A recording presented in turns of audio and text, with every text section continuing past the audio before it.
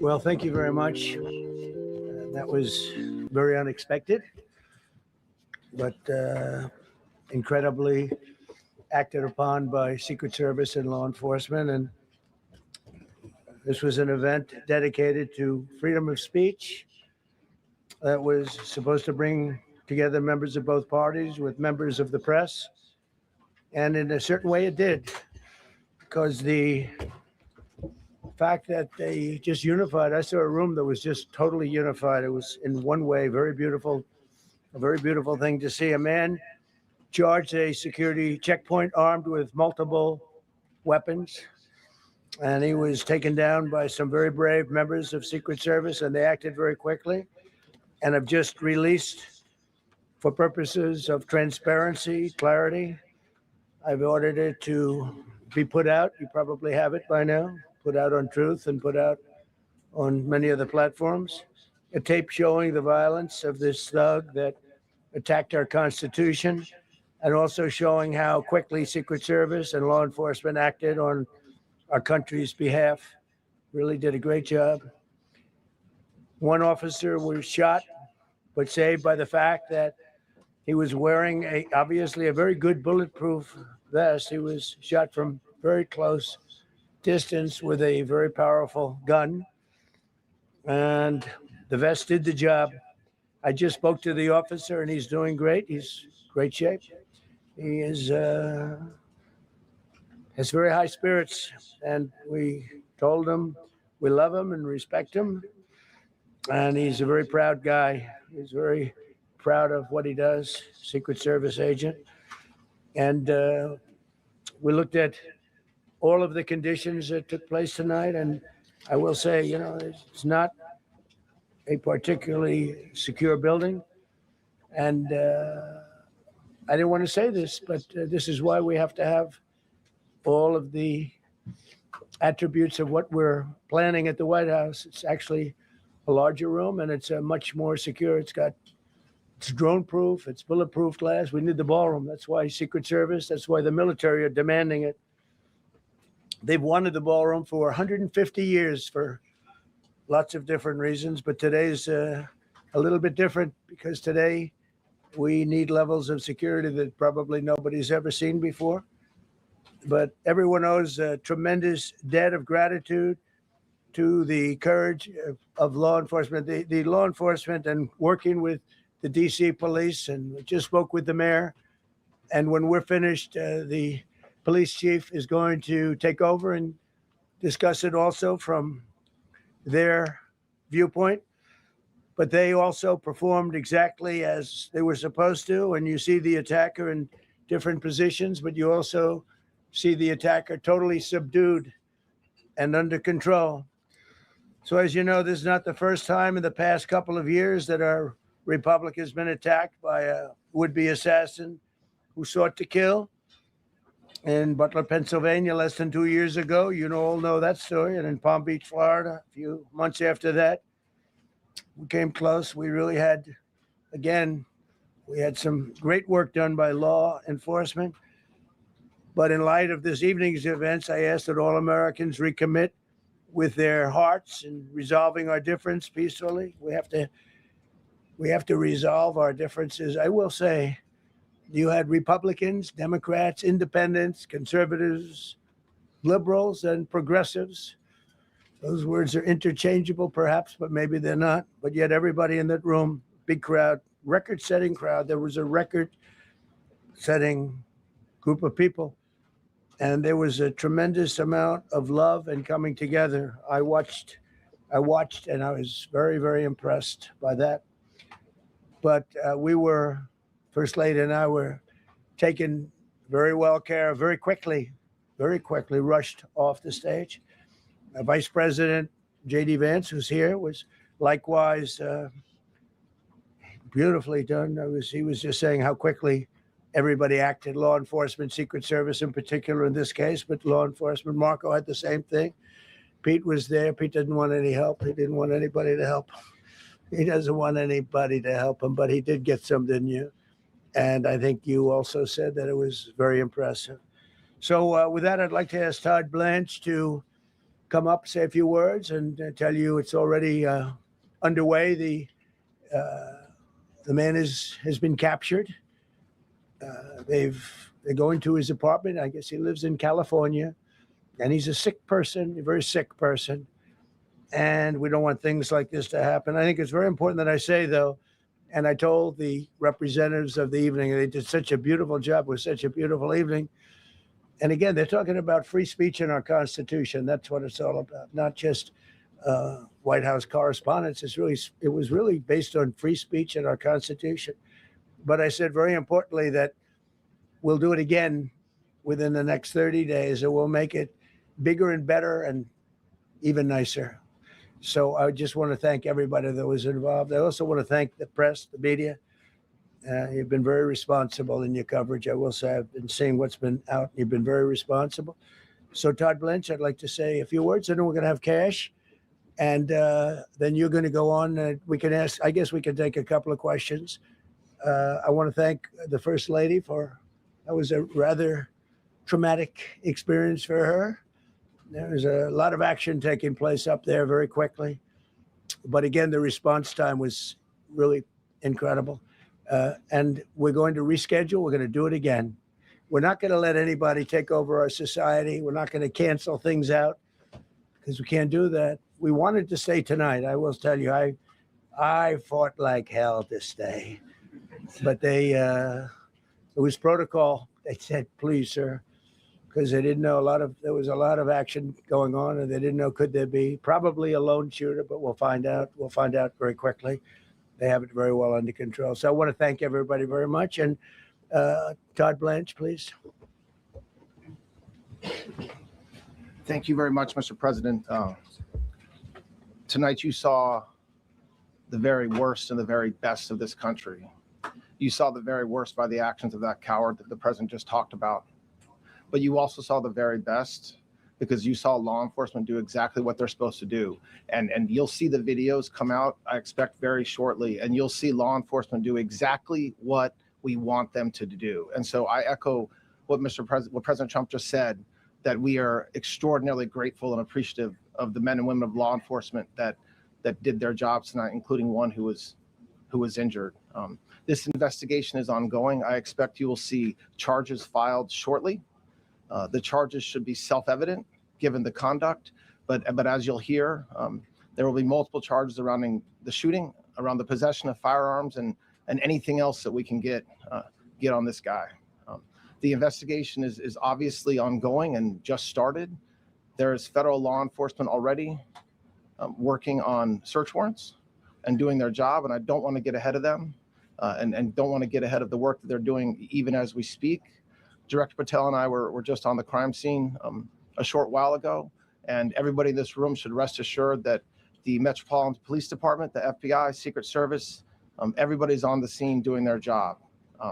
I know that the police chief is going to give an update from the scene as soon as we're finished here, and I obviously will lead the details of what they have learned to him. But in the meantime, I just want to thank everybody in this room for the courage. And I want to thank President Trump for his words, and I promise you, justice will be served. Thank you, Dr. Patel. Thank you, General. Thank you, Mr. President. The president's absolutely right. You saw the best resolve of American law enforcement because you, Mr. President, inspire them 24/7, 365. You give them the resources that they need, and they know that you have their back. And that is a changing dynamic in this country. And that's why you saw brave Secret Service agents respond immediately, swiftly, subdue and take down the suspect and safeguard the lives of thousands of individuals at that hotel. Thanks to our interagency partnership with the Department of Homeland Security and the Metropolitan Police Department, the FBI was rapidly deployed onto the scene, took over the evidence response unit, is examining all the ballistics that were found on scene to include the long gun and the shell casings. We are conducting witness interviews as we speak. You will hear from our team on the scene there with the mayor and the head of the FBI field division there. But please know what the Attorney General has just said reigns no truer. You saw the very best of America tonight. The very best unite us at a time of uncertainty because we have leadership here with the president, the vice president that backs law enforcement, and the men and women that I shook their hands on the scene today could not have been prouder to show up on scene. And as the Attorney General said, make no mistake, we are conducting witness interviews. If you have any information whatsoever related to this event, 1-800-CALL-FBI, 1-800-CALL-FBI. No piece of information is too small. No piece of information is inadequate. We will evaluate it all. We will also be conducting interviews of those that were there. And if any of those individuals have information, please come forward to law enforcement or the FBI or the Metropolitan Police Department. We will be examining this individual's background thoroughly. That process has already started. And we are going to ensure that he was either a lone wolf actor or anyone else that was responsible. We will analyze all evidence immediately to make sure that we safeguard this country. Mr. President, Mr. Vice President, thank you for your leadership. Attorney General and Homeland Secretary Merlin, thank you for your partnership in law enforcement. Thank you, Ken. Okay, we'll do a couple and then we go to the chair. Madam Chairman. Oh, I just want to say you did a fantastic job. What a beautiful evening, and we're going to reschedule. Okay. And after that, it's very tough for her to ask a killer question, right? But you have done a fantastic job. Please. Mr. President, I appreciate it. As you mentioned, it all happened so quickly. Yeah. And I wonder, especially because unfortunately you have experience with these sorts of threats, in that moment when you realized there was a threat and service agents were telling us to get down, can you describe what was going through your mind, how you were feeling in that moment? That's a very good question, actually. It's always shocking when something like this happens. It's happened to me a little bit, and that never changes.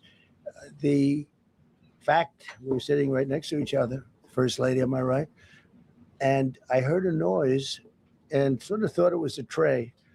I thought it was a tray going down. I've heard that many times, and it was a pretty loud noise. And it was from quite far away. He hadn't breached the area at all. They really got him. But so it was quite far away, but it was a gun. And some people really understood that pretty quickly. Other people didn't. I was watching to see what was happening. Probably should have gone down even faster. Melania was very cognizant, I think, of what happened. I think she knew immediately what happened. She was saying, that's a bad noise. And we were whisked away along with other people, but we were really whisked away. And again, the performance of the Secret Service and the police, all of the law enforcement, I thought was really good. So it was very quick. There wasn't a lot of time to be thinking because it was a matter of seconds before we were out the door and gone into an area. We very much, and you wanted to too, we very much wanted to continue it because I don't like to let these sick people, these thugs, these horrible, horrible people change the fabric of our life, change the course of what we do. So we held out. You were there. We held out right till the end, but they didn't want to take a chance. And I understand there was protocol, but we're going to be doing one hopefully within the next 30 days or sooner. And I am ready, willing, and able. And I was all set to really rip it. And I said to my people, this would be the most inappropriate speech ever made if I said one. So I'll have to save it. I don't know if I could ever be as rough as I was going to be tonight. I think I'm going to be probably very nice. I'll be very boring the next time, but we're going to have a great event. And you did a fantastic job. Thank you very much. Peter, go ahead. Thank you, President Trump. There's a report in the New York Post that this assailant assembled his weapon somewhere on site at the hotel. What do you think about that? And I ask respectfully, why do you think this keeps happening to you? Well, you know, I've studied assassinations, and I must tell you, the most impactful people, the people that do the most, you take a look at the people, Abraham Lincoln, I mean, you go through the people that have gone through this where they got them, but the people that do the most, the people that make the biggest impact, they're the ones that they go after. They don't go after the ones that don't do much because they like it that way. And when you look at the people that have either, whether it was an attempt or a successful attempt, they're very impactful people. Just take a look at the names there, the big names. And I hate to say I'm honored by that, but I've done a lot. We've done a lot. We've taken this country, and we were a laughing stock for years, and now we're the hottest country anywhere in the world. We've changed this country. And there are a lot of people that are not happy about that. So I think that's the answer, Peter. And after Butler, your team for a while rethought outdoor events. Yeah. Do you think that you now need to rethink No. indoor? Well, but then you just don't do events. No, I can't do that. I have to, it is what it is. We have to do it. The room was very, very secure. He charged from 50 yards away. So he was very far away from the room. And what do you think when you saw the video of how fast he was running? He was moving. He was really moving. And the reaction time was great. Boy, those guys, they had their guns drawn literally by the time he was there. They were shooting. That's right. I thought they were very impressive. And if I didn't, I'd let you know, I'm not going to be, I would not stand for that. No, I thought they were very impressive. President Trump, thank you, President Trump, and thank you for updating us on the Thank you. suspect earlier. Were you aware of any threats? Was your team aware of any threats beforehand? And do you believe you were the target of this tonight? I guess. I mean, these people they're crazy. They're crazy. And, you never know. He was very far away from me. He had to go through a lot. We had resources all over. We had resources sitting at tables, literally in disguise, sitting maybe at your table, who knows? But we had people all over the room, so he had a long way to go. That was really a first line of defense, and they got him. And they really, they acted incredibly. No, there was no notification. We had no idea. Go Do you ahead, know Kevin. any political motivations from this? Well, you never know. suspect? Now, we'll be able to tell you that maybe by tomorrow or the next day. He's in custody, and they're asking him a lot of questions. I guess they're going over, Todd, and they're already at his apartment. He lives in California. Yes, sir. And they're over there, so they'll be able to tell you. Thank you, Caitlin. President Trump, did the suspect say anything, or was he wearing anything that would allege some type of motive here? No, I mean, he was a guy who looked pretty evil when he was down. They had him down. He was fighting hard. He was in my opinion, a sick person. Who would do that but a sick person? But I think you're going to find everything about him. No reason to talk about it now. But tomorrow at this time, long before this time, you're going to know a lot of things about him. They seem to think he was a lone wolf, and I feel that too. Are you concerned about U.S. Secret Service protection ability? We saw several of the detailees take minutes to be escorted out the room. No, they acted very quickly. No, I was very impressed by Secret Service. I mean, I'm the one, and Mark Wayne, you would agree with that, I think. I'm the one that would complain. You don't have to complain for me. I would be complaining. I'd be up here right now saying they didn't do their job. Oh, believe me, because, it's my life.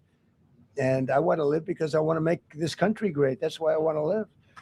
But when you're impactful, they go after you. When you're not impactful, they leave you alone. Okay, a couple of more. Go ahead, please. Is there any indication that this shooting could have been linked to the war in Iran? I don't think so, but you never know. We're going to know a lot. We have the best people in the world working on it, and we're going to know a lot. Please. Mr. President, there's a lot. You, as well as some of us who have covered Butler, experienced another horrific day 2 years ago. Yeah.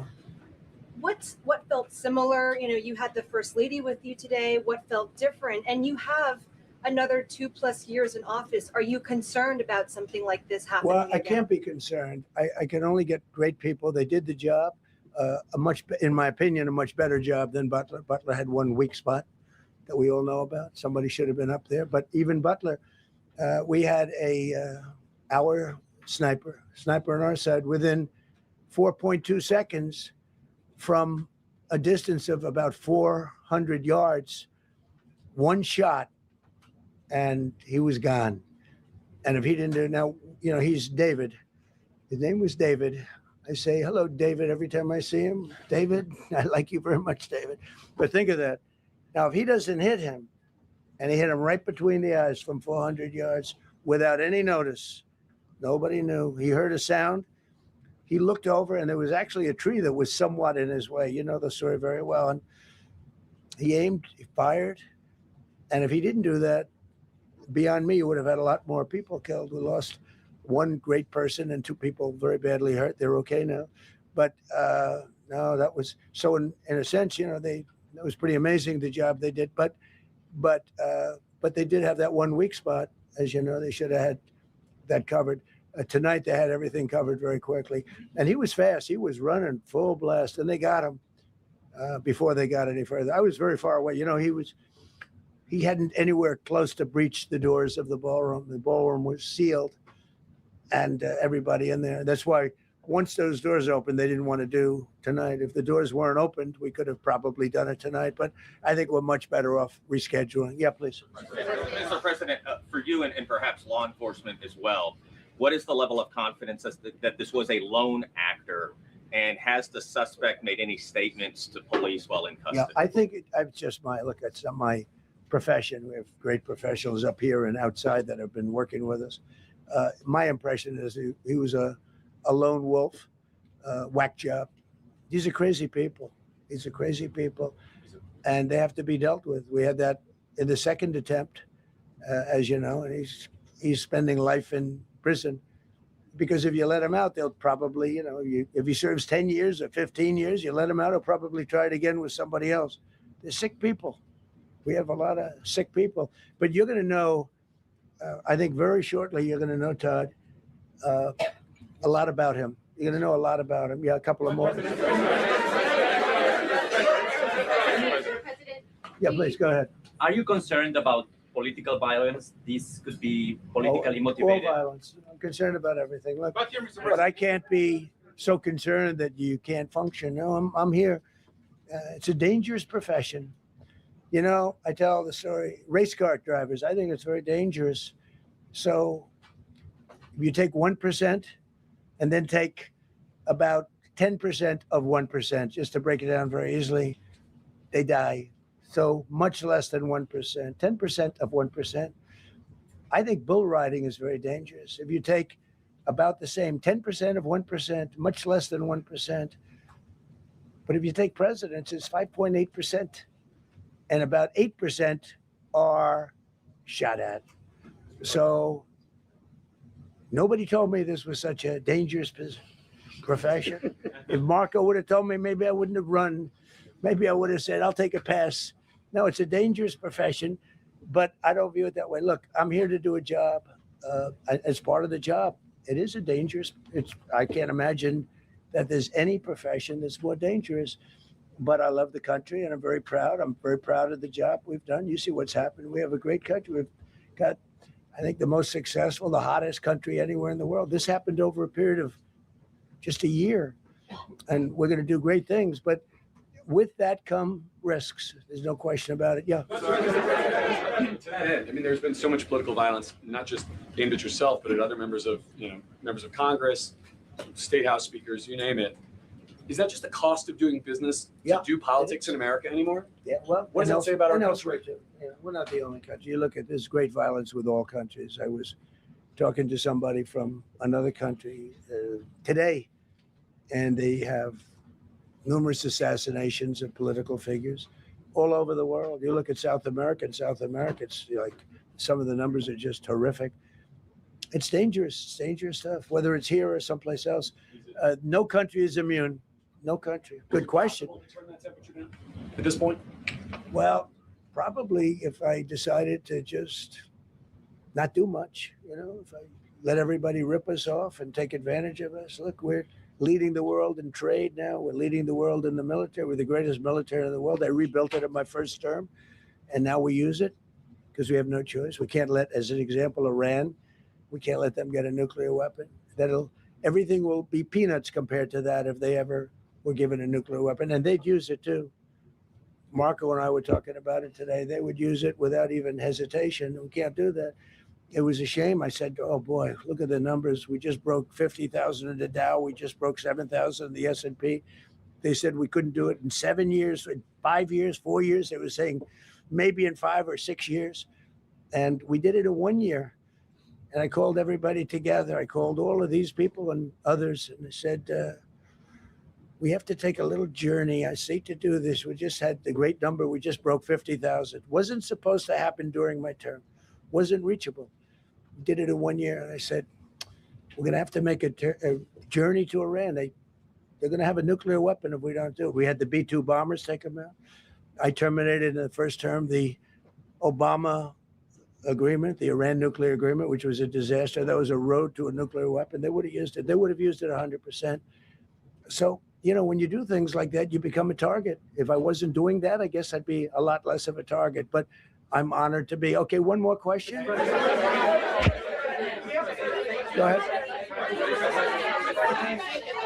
Yeah, go ahead. Thank you, President Trump. Thank you, President Trump. Did you know how the gun was brought into the hotel? And also, how does this event impact you as the leader of our country? Do you think it will change your I leadership? like not to think about it. I lead a pretty normal life, considering, you know, it's a dangerous life. I think I handle it as well as it can be handled. I think a lot of other people, you know, you read stories where they become basket cases. To be honest with you, I'm not a basket case. I really take it as it is. I do it for the country. I'm not doing it for any other reason. I have a first lady who's doing a terrific job. She loves the country, and she recognizes it better than anybody. She's told me numerous times. She said, "You are in a dangerous job," but that goes along with her too. I mean, it's dangerous for her too. We sat there tonight. We heard that noise, and it was either a tray or a bullet. I was hoping it was a tray, but it wasn't.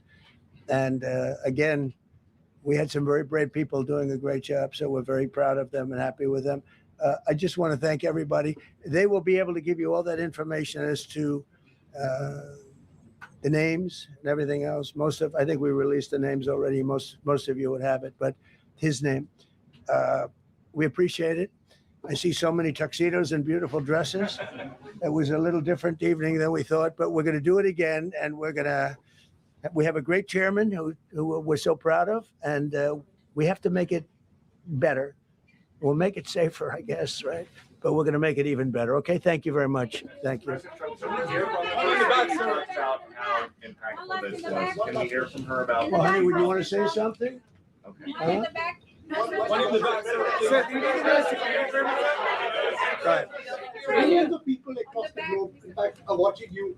You demonstrated courageous leadership, and thank God you're alive. All of us are alive today. What is the message that you want to give to the world that this should change? What corrective measures can we take from here on? Well, all you can do, look, I don't care how many people you have, how good they are. They can be the greatest people. You have the greatest security in history. If you have a whack job who's got a brain, but it's a little bit distorted or a lot distorted, they can make trouble. I would say, Pete, right? You know, they can make trouble. Some of these people are of genius level IQ, and they're nuts. So it can be trouble. So you do absolutely the best. You get the best. We have the best people. Well, look, it was proven tonight. He started running from 50 yards, and he was fast. He was like a blur on tape. He was moving. It was very impressive the way they got him, because a lot of people would be looking and saying, you know, it's like a weird feeling, and they would let him get through, but they didn't let him get through. They drew those guns so fast. They looked like Matt Dillon. They looked like somebody that knew what they were doing, and we really do. But it comes with the territory. And if you want to do a great job, I really believe that. And you take a look at what's happened to some of our greatest presidents, and it doesn't happen to people that don't do anything. And it's not going to deter me from winning the war in Iran. I don't know if that had anything to do with it. I really don't think so, based on what we know. But we're going to continue to do a great job. That's all I can do. Thank you very much. We'll see you tomorrow. Thank you. Thank you. Thank you. Glad you're okay.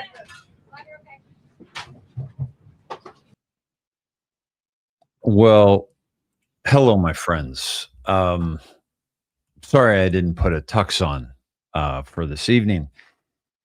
What a last 24 hours it's been. I've got so much to say about tonight. And you know, listen, you guys, the ones that are digging, the ones that are really focused on, you know, what's going on, you're seeing the videos, you're seeing the memes, you're seeing the things that that you know, bring great questions to this event. And I just so you don't need me for that. I'm gonna show. We're gonna go over it. We're gonna go over a lot of this stuff. Anons have done an incredible job today. Kevin mentioned that earlier. Kevin gave me the heads up last night. I was at a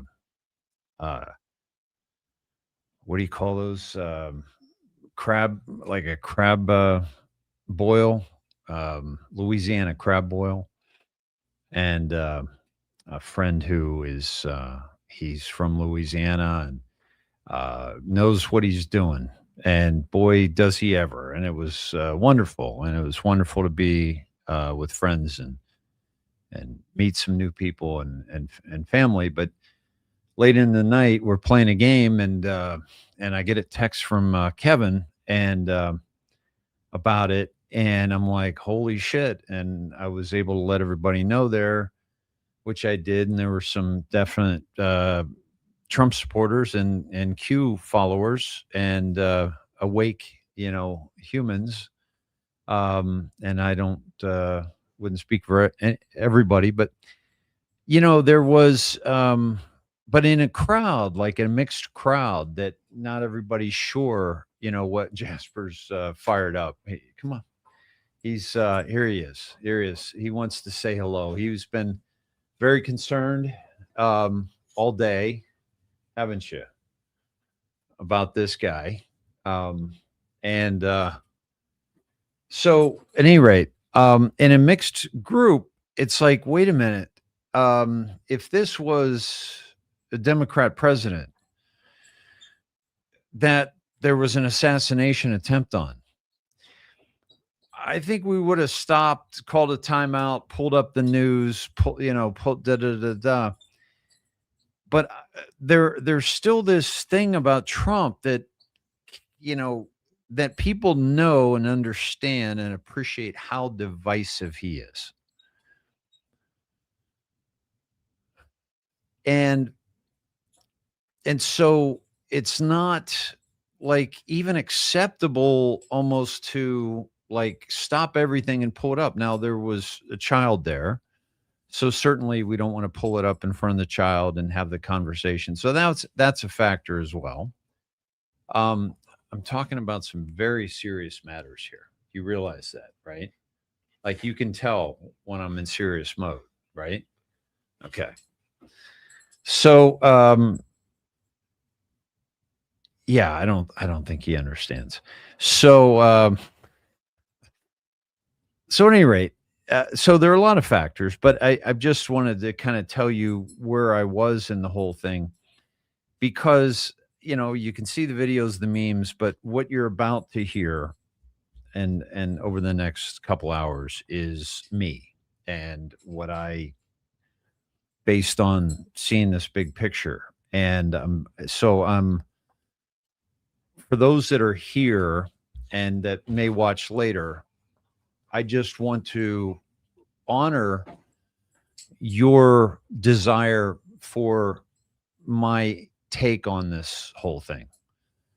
And so, it was kind of a difficult day today, to be honest with you.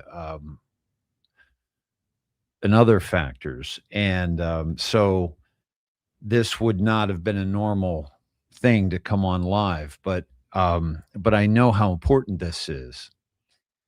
And I know how important you are, and this community is. So here I am. My overall take on what's transpired in the past 24 hours is that my immediate thought when this happened was not of concern. I wasn't concerned for our president. Because I know he's well insulated. I know he's protected. He's divinely protected and protected by our great military and Q team. He's not going anywhere. Now, as far as the movie goes and the people that need to be awakened, these events are necessary. So how do you have these events that are necessary to happen occur if indeed the indictments have been set? The people have been put away. The people that haven't been put away have been placed into submission. They are reading a white hat script. This is my take, not because it's unique, but there's one part, but it is unique because in that one part of unique, there is a Q. And we have been given the playbook. We have been given the information that we were never supposed to see. You and I were never supposed to see the things that we have seen. That is why they propped up the media. That is why they propped up Hollywood. That is why they propped up the music industry, because they knew we would follow the stars. And we did. So they had control of our minds because they knew what would capture the minds, and thus would know what the messages that needed to be conveyed were. And we, as humanity, we bit hook, line, and fucking sinker, man. And we have absolutely created this world that we're currently living in. So, okay. I love you. Yes, I do. I love you. But I threw it over there. So it's time for you to go get that. Okay? Go get your toy. I think it's the only thing keeping me from a Pulitzer is Jasper. I'm gonna throw it all on his shoulders here, because it's hard to take anybody seriously who's got a dog pawing at him the whole show, and asking him to play. And you know what?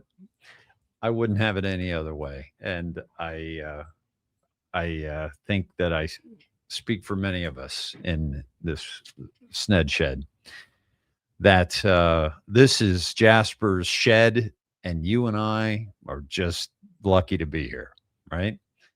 So this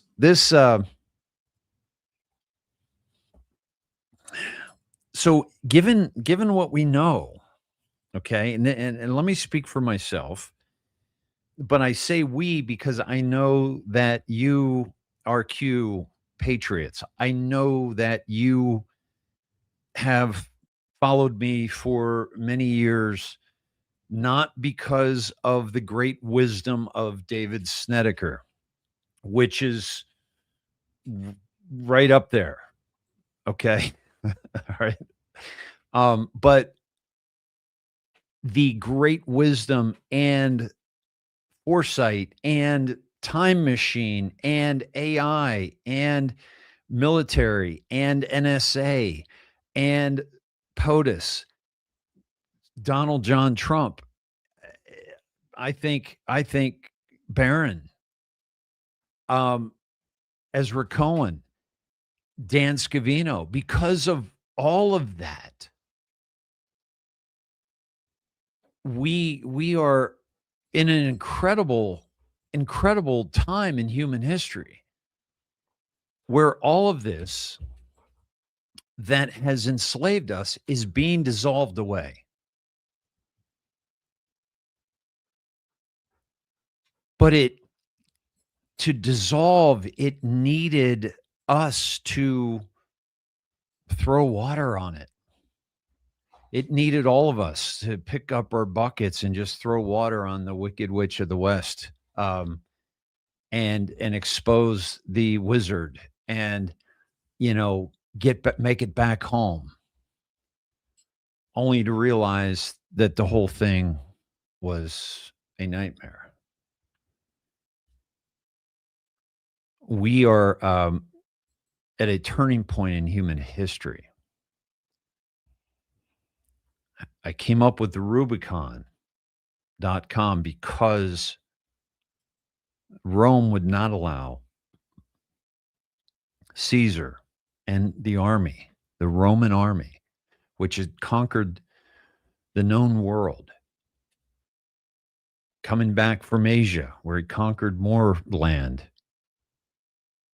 The Roman army could not cross the Rubicon for fear that there might be a military coup and the Senate would lose control of Rome. Julius Caesar, the general, decided that he would cross the Rubicon and enter Rome as emperor. And because he was done with the Senate, he was done with the corruption, and he was done killing in the name of these men. So he took his army across this small river in northern Italy called the Rubicon and said, "The die is cast. History is set because I'm crossing the Rubicon, and it is been now known as the point of no return. Or once you cross, everything changes because you've made a commitment to go the distance." And he rode into Rome to the praise of all as emperor. We are crossing the Rubicon as a civilization. And maybe it's been done before in history that we have yet to find out about because our history has been kept from us. But this is certainly the only time in recorded history that you and I are aware of where humanity bound together was led and bound together, where we go on, we go all, to stop this satanic cabal control of humanity. And that's what we're watching. And that is the most important thing. It's not Republicans over Democrats, although sometimes that gives us an edge. But right now, what it's doing is exposing everyone in the legislative branch.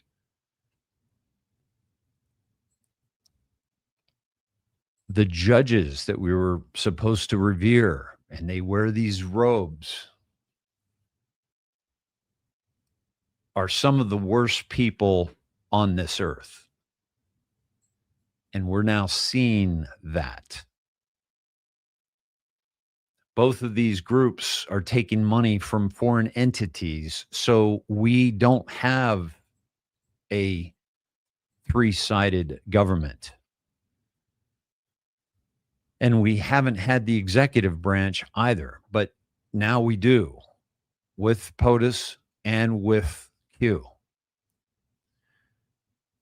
So this point in human history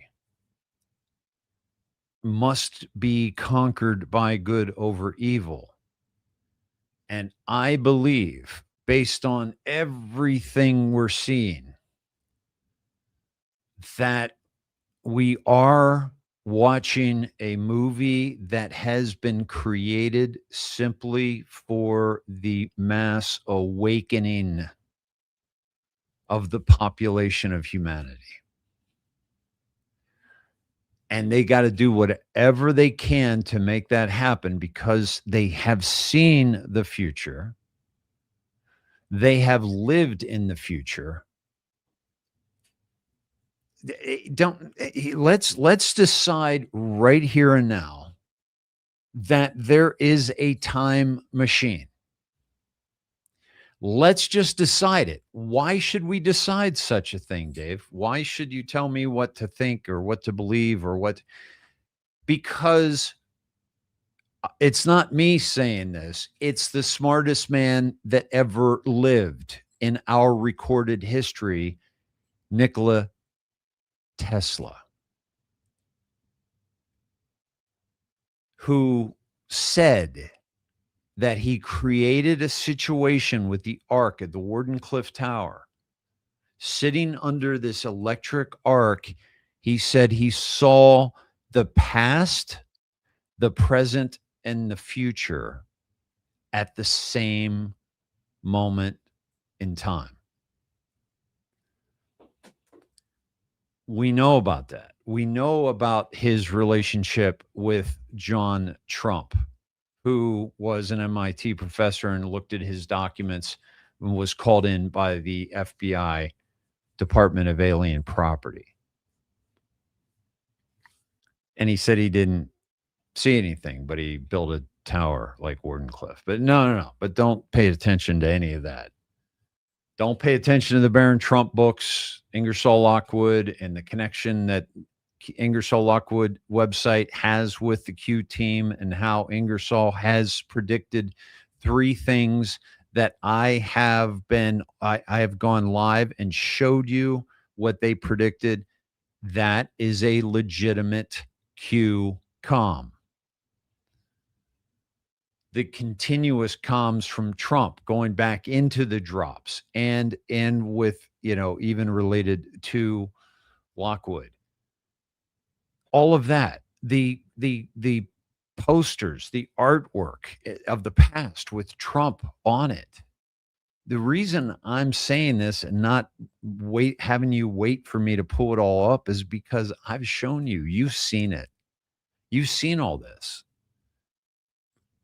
I'm just recapping because it's important for us to understand and recap and understand where we're at in this moment in human history in order for us to determine what actually happened last night.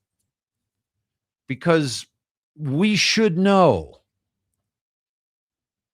We don't have to tell the world. Because there are people that need to experience it like it played out last night. And I'm going to give you the biggest thing about this whole thing in just a moment. But I wanted to finish the situation is that humans have never had access to this information that we've been given access to before. And only a certain part of the population is going to absorb that information and take it to heart. So they have to get everybody else. And how are they going to get everybody else? Q told us you cannot tell people the truth. You must show them. Show. President Trump posted on Truth Social last night, the show must go on. Let the show go on. I'll take you to it because it's that important. He posted last night, quite an evening in DC. By the way, at 9:17 p.m. Okay. 9:17. Law enforcement, and I'm going to do dives on these for us tonight. Okay. I did a couple with Kev earlier today, and I'm going to do some of that with you tonight. They acted quickly and bravely. The shooter has been, by the way, Secret Service and law enforcement. What did Cash say tonight? He said, Mr. President, what has happened is you have inspired the police of this nation and the law enforcement of this nation. They were happy to help. They're committed to helping you. This is so he opens, did a fantastic job. Okay. Well, this guy got into the building. I would think that a fantastic job might have been making sure he didn't go past the metal detector. That, to me, that's a fantastic job. The fact that he ran through it, maybe not a fantastic job, but he's given props to law enforcement, which law enforcement has not been given props to by the Democrats. They were defunded. The George Floyd, everyone wants to defund the police. Are you fucking kidding me? What kind of mentality is that? And if you're really looking to make something important happen regarding the police, at least have your facts straight and not just an agenda of how many blacks are being shot by white police officers or police officers in general, when those aren't the numbers that are dominant. It's quite the opposite. So it's all part of the rhetoric, as we know. So the shooter has been apprehended, and I have recommended that we let the show go on, but will entirely be guided by law enforcement. They will make a decision shortly. Regardless of that decision, the evening will be much different than planned. And we'll just plain have to do it again. President Donald J. Trump. Okay. Now I'm going to get into the crazy stuff around this. Okay. But wanted to show you the show must go on. And by the way, tonight, just a simple sidetrack, okay, is that, excuse me, buddy. Can you, here we go. There we go. Go get it. This image is not the spiritual Street Fighter. It is the Q drops. This was the image of President Trump at Butler, but Q showed us this image September 17th, 2018. Okay. And remember the picture of the bullet whizzing past his head? That's that. This was what took us to this. Wasn't even this image, but it was fight, fight, fight. Now, I've shown you the White House employee who went and got the photographers and had them set up for that shot where they lowered the banner. I'm sorry, the flag, the American flag, and Trump doing this image. And they're all related. And I'm gonna show you that. But I took you to this that day Anon's picked up on the carpet bombs for you and you alone. Q, you were right all along. Emmy's red carpet, CAC, where we go one, we go all. And by the way, what was going on, but you know, it was televised. It was the White House Correspondents' Dinner. People have won the Emmys for such things, I believe. The hosts, red carpet, CAC, where we go one, we go all. So it was a performance. They were on the red carpet. They were in tuxes. Anon's picked up on the carpet bombs, meaning red carpet bombs for you and you alone. Fight, fight, fight. So we were taken to that for Butler. Okay. Now, the thing about last night that I don't know if you've heard anybody talk about, but my take on last night was that you have to show the people, we needed the media to experience the very acts that they are fueling. That's what we needed to see. That's why last night was so important, and why, in my opinion, it was done at the White House Correspondents' Dinner. Because all of the media were there, and they get to experience the fear and the terror of a gunman that got past Secret Service and might have harmed the president, but could have harmed them as well because they were there. You cannot tell people the truth. You must show them. Thank you, Air Force girl. Appreciate that. I'm just looking at things, by the way.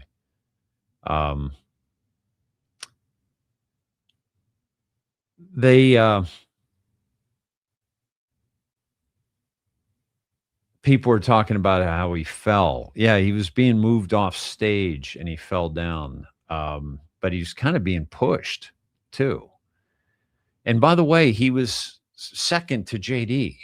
Like JD's detail got JD off the stage before they got Trump off the stage.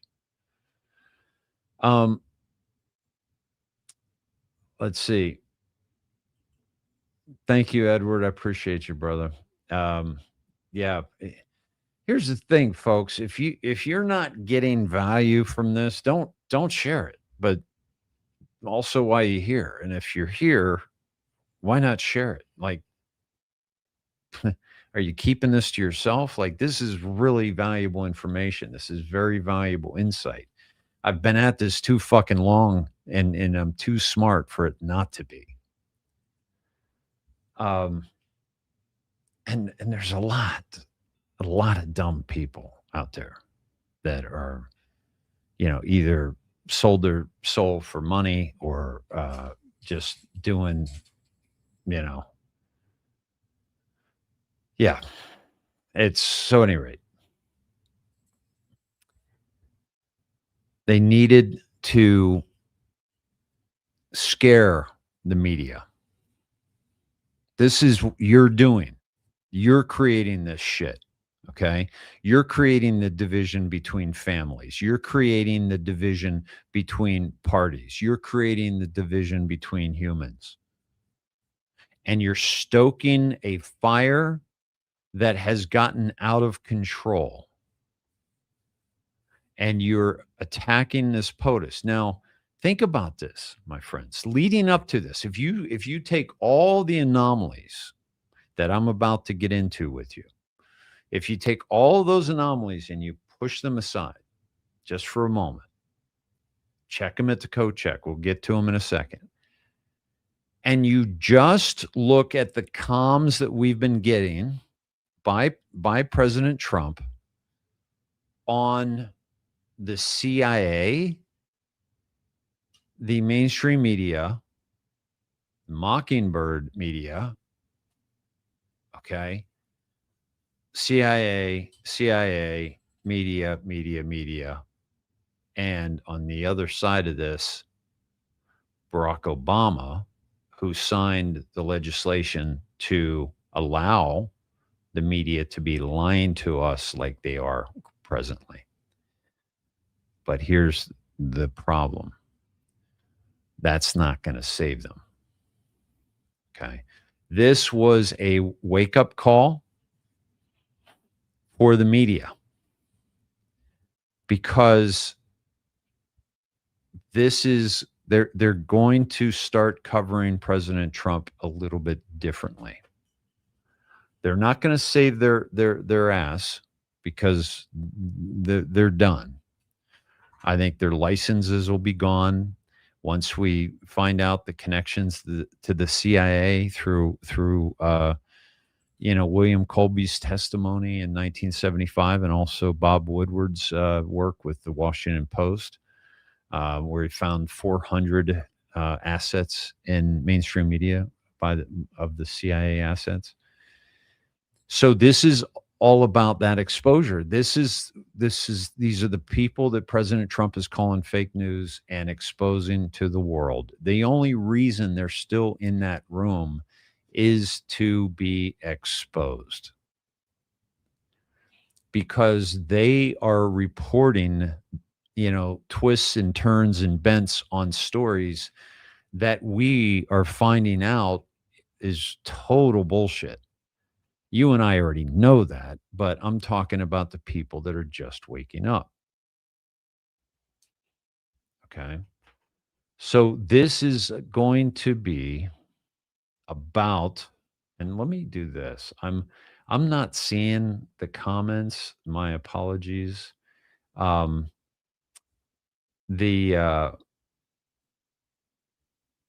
Thank you, Gouda. I appreciate you. I'm scrolling to see a few of them. Facebook won't allow Rumble links to be shared, but I'll share it on X. So, Erica, if you go to David Michael on Facebook and also the Indoctrination, the Snedheads fan page, you can see it there and share those Facebook links because I do broadcast to Facebook. Thank you. So this is very necessary. Okay. Now let's go into some of the very strange things. And I want to take you to two things on that. I have to do the letter count. But I'm going to do these dives with you live, and I'm going to show you some things. I'm going to give you a taste of the things before the dives for those of you who have not seen some of this.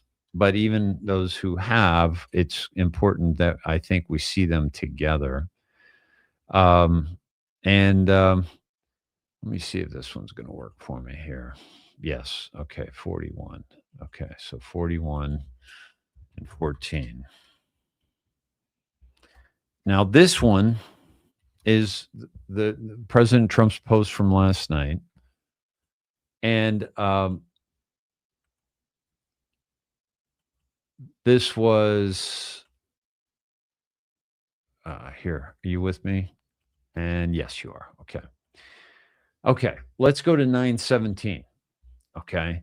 March 10th, 2018. Just because I'm a parent Q, are all operators safe and healthy? Praying every day. We appreciate all of the prayers. We really do. Thank you for God and country and world. Okay. Are operators safe and healthy? Q is reassuring us that they're safe and healthy. Okay. That's what I get out of that. Okay. 21/17. Why isn't Page being targeted, locked up, though? Insulated? This is Lisa Page, obviously, right? And this is an anon asking a question that we all have asked before. Why isn't she locked up? Why isn't she behind bars? Why aren't these people behind bars? Q said, and this was back in 2018, so this is 8 years ago, what FISA is about to be D-class. Public spotlight.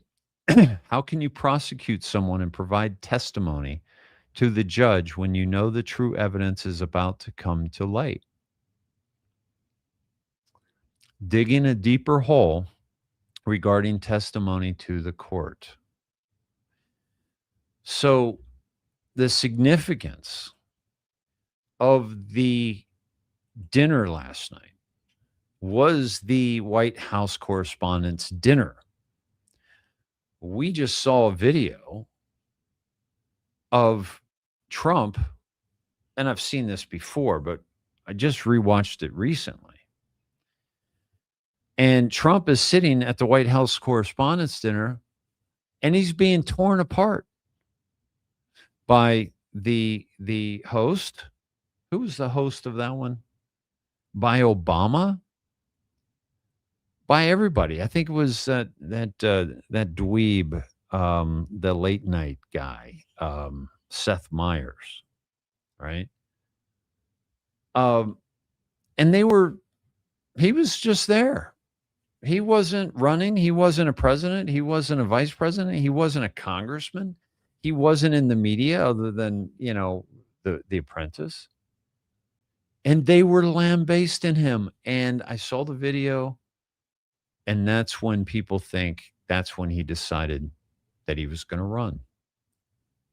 So that's the significance of the White House Correspondents' Dinner. The other significance is it is all of the media that are going to prison, if not worse. This isn't like, oh, yeah, we're going to let them, start reporting again after this is all said and done. No. Q said it won't just be resignations. That's not the only punishment these people are going to get. Okay, they are criminals, and they have kept you and I from knowing about the crimes against children for generations. They will lose their licenses. They will lose their money, their assets. Only then will we create a new world. This must happen. They don't survive this. The alternative media that's trying to take out Trump right now will not survive this. I don't care what they say.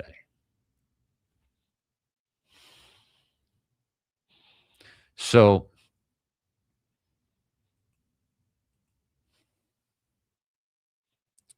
we've been getting comms about Obama and FISA and how they were absolutely I don't know why those are up there, but Obama birth certificate. That's why they're going after him, because he was questioning Obama's birth certificate. So 14 takes us there. Okay. Why did I go to 14? And by the way, this is also talking about Loretta Fuddy, who, said that it was a legitimate birth certificate in Hawaii, which it was not. Why did we go to 14 and 41? Because of the capital letter counter, which is not, I rarely do capital letter counters that, really the only thing capitalized is let the show go on and then his signature.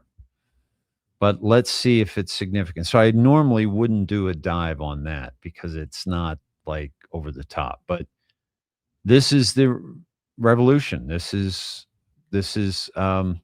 Washington crossing the Delaware and in the first Revolutionary War. We are in the second, and he is on the Durham boat, which has to do with FISA and has to do with Obama.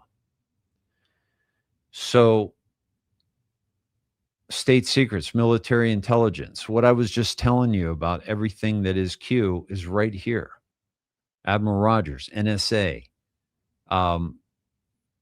understanding the election fraud, the Muslim Brotherhood, Antifa, huge things happening with this Southern Poverty Law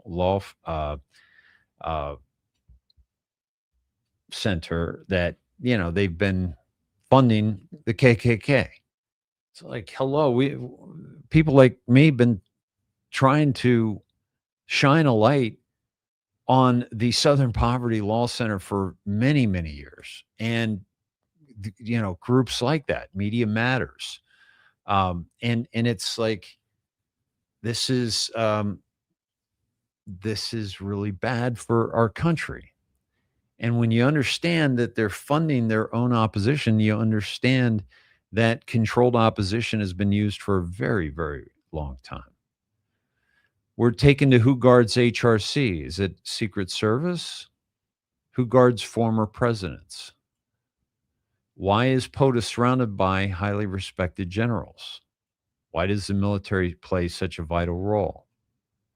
The one organization that isn't corrupt. What's he in control of? Has POTUS ever made a statement that did not become proven as fact true? Was Trump asked to run for president? Yes. Why? By who? Q, to save the world. What must be completed to engage military over other three-letter agencies? What must occur to allow for civilian trials? Why is this relevant? What is Flynn's background? Why is this relevant?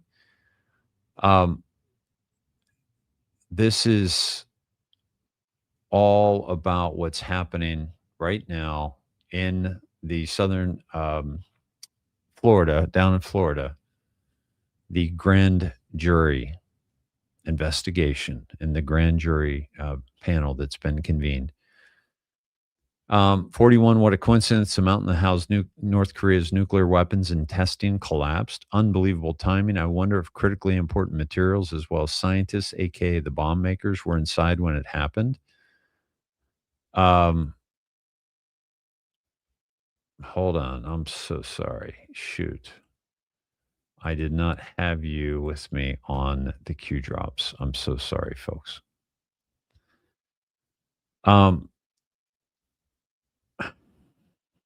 Shocking, no global news agency suspects we had nothing to do with it. Enjoy the crumbs. This is Obama. This is Hillary.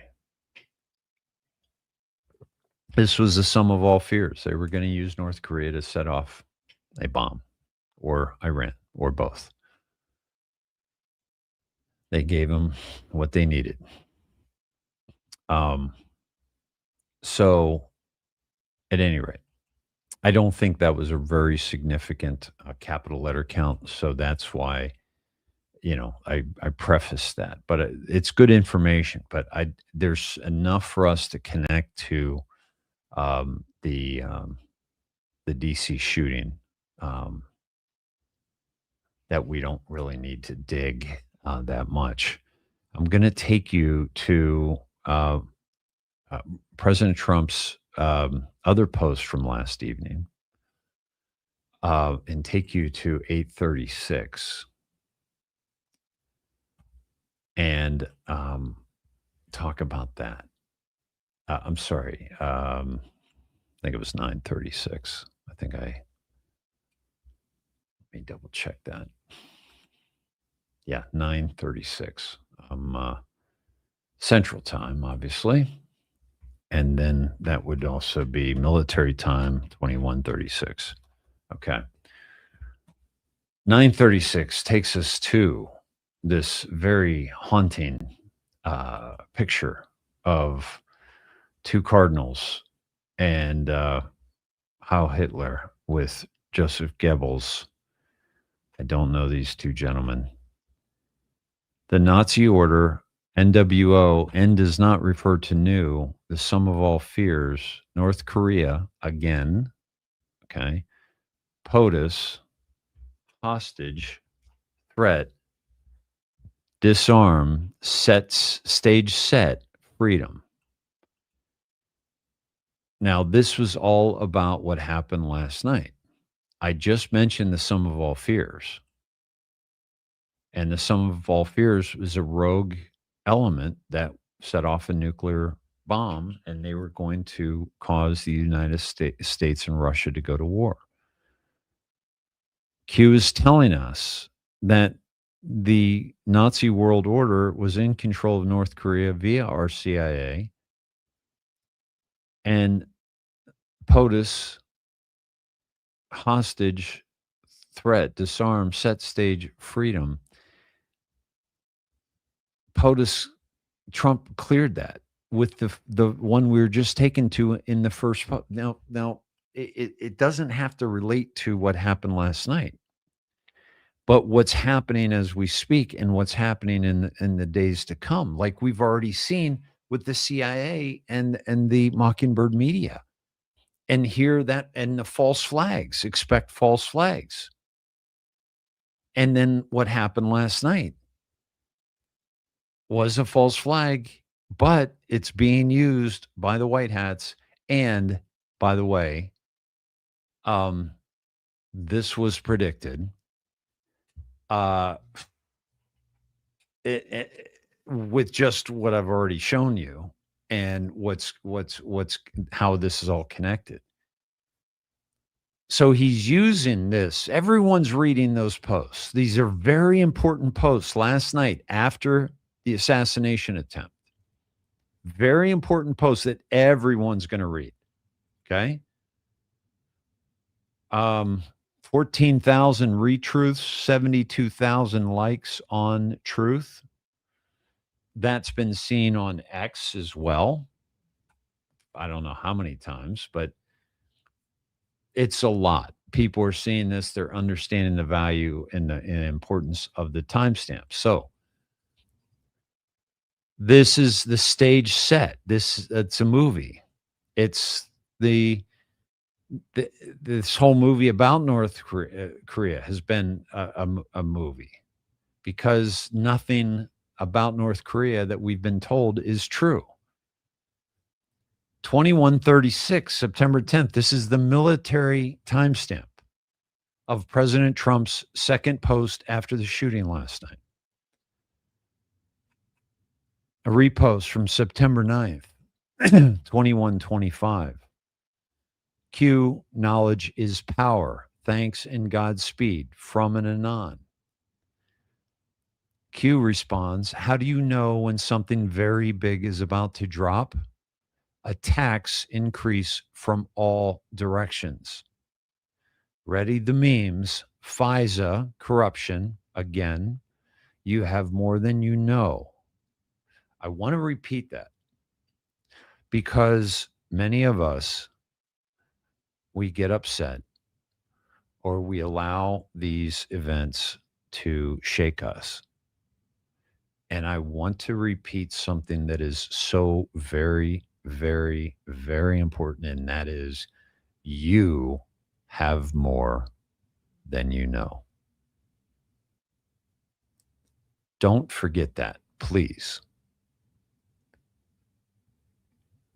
There's a reason why you have spent the time you have either watching me or other podcasts. You sons of bitches, you stepping out on me. I'm kidding. Just as long as it's only one or two. Okay. But all this information that you're gathering, use it. Like this is the reason we are given this information is so that we are at peace amidst the chaos. That, my friends, is why we are aware of what we're aware of, so that we can we got this. All right. Because the more that this goes down, the more the people that we love are going to freak out. Q said, if humanity knew it all, 99% would be in the hospital. Q, knowledge is power. You have more than you know. And this is sometimes from a lack of confidence or a lack of self-esteem. We think that we don't have enough, or that we aren't enough, or that we don't know enough. And I'm telling you, and Q is telling us that as well, you have more than you know. Trust yourself. Keep up the good fight. We stand together. You know, if Q didn't give us any information at all, which they have, because they've given us the biggest download of information that we're not supposed to have in human history. Q has said it. I've said it. All other Anons have said it. You've said it. It's not even close.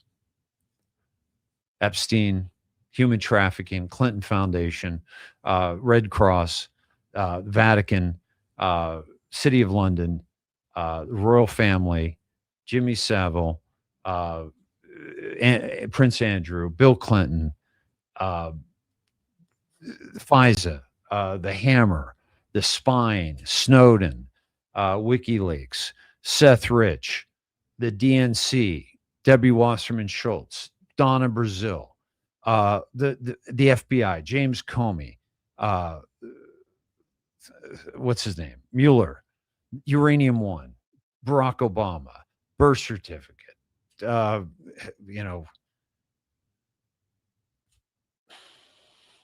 all these people, all these events, Lisa Page, the stroke, the back and forth, the texting, the back channels, the fires in California, and who set them, and how they try to communicate on Signal, and they have it all, and we have it all, and all of this. Think about all of this vast amount of information that we have been given by Q. But if all of that were gone, if all of that never happened, which it has, and it's amazing, if it all never happened, I want to say this, that Q is a hell of a cheerleader. And I'm talking about not just a cheerleader, but like a motivating coach. Because we go out and we play in a game and we're getting our ass kicked, and we come into the locker room and we grab a drink and we grab a towel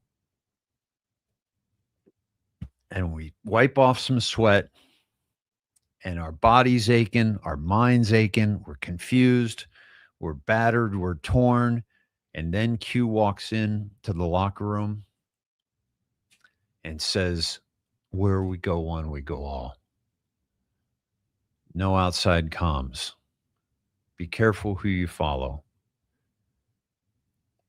The ending is going to be biblical. Put on the armor of God.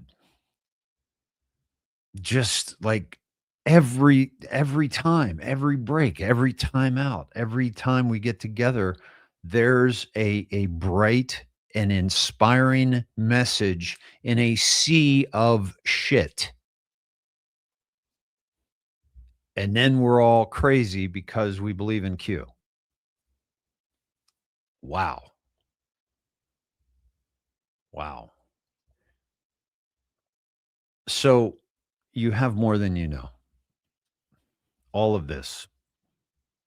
And the inspiration that we get from POTUS. And this event last night is a part of inspiring those who are already on board and inspiring those who may not be, and awakening the masses to see what's really happening here.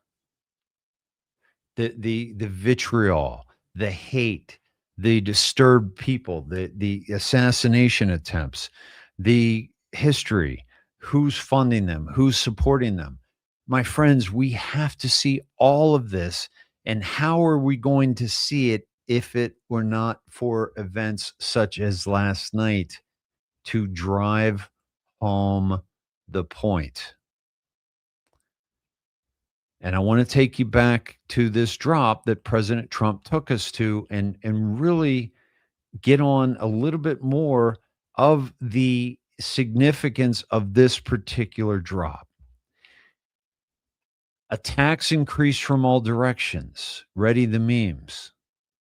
Well, last night in that room, there was not one attacker.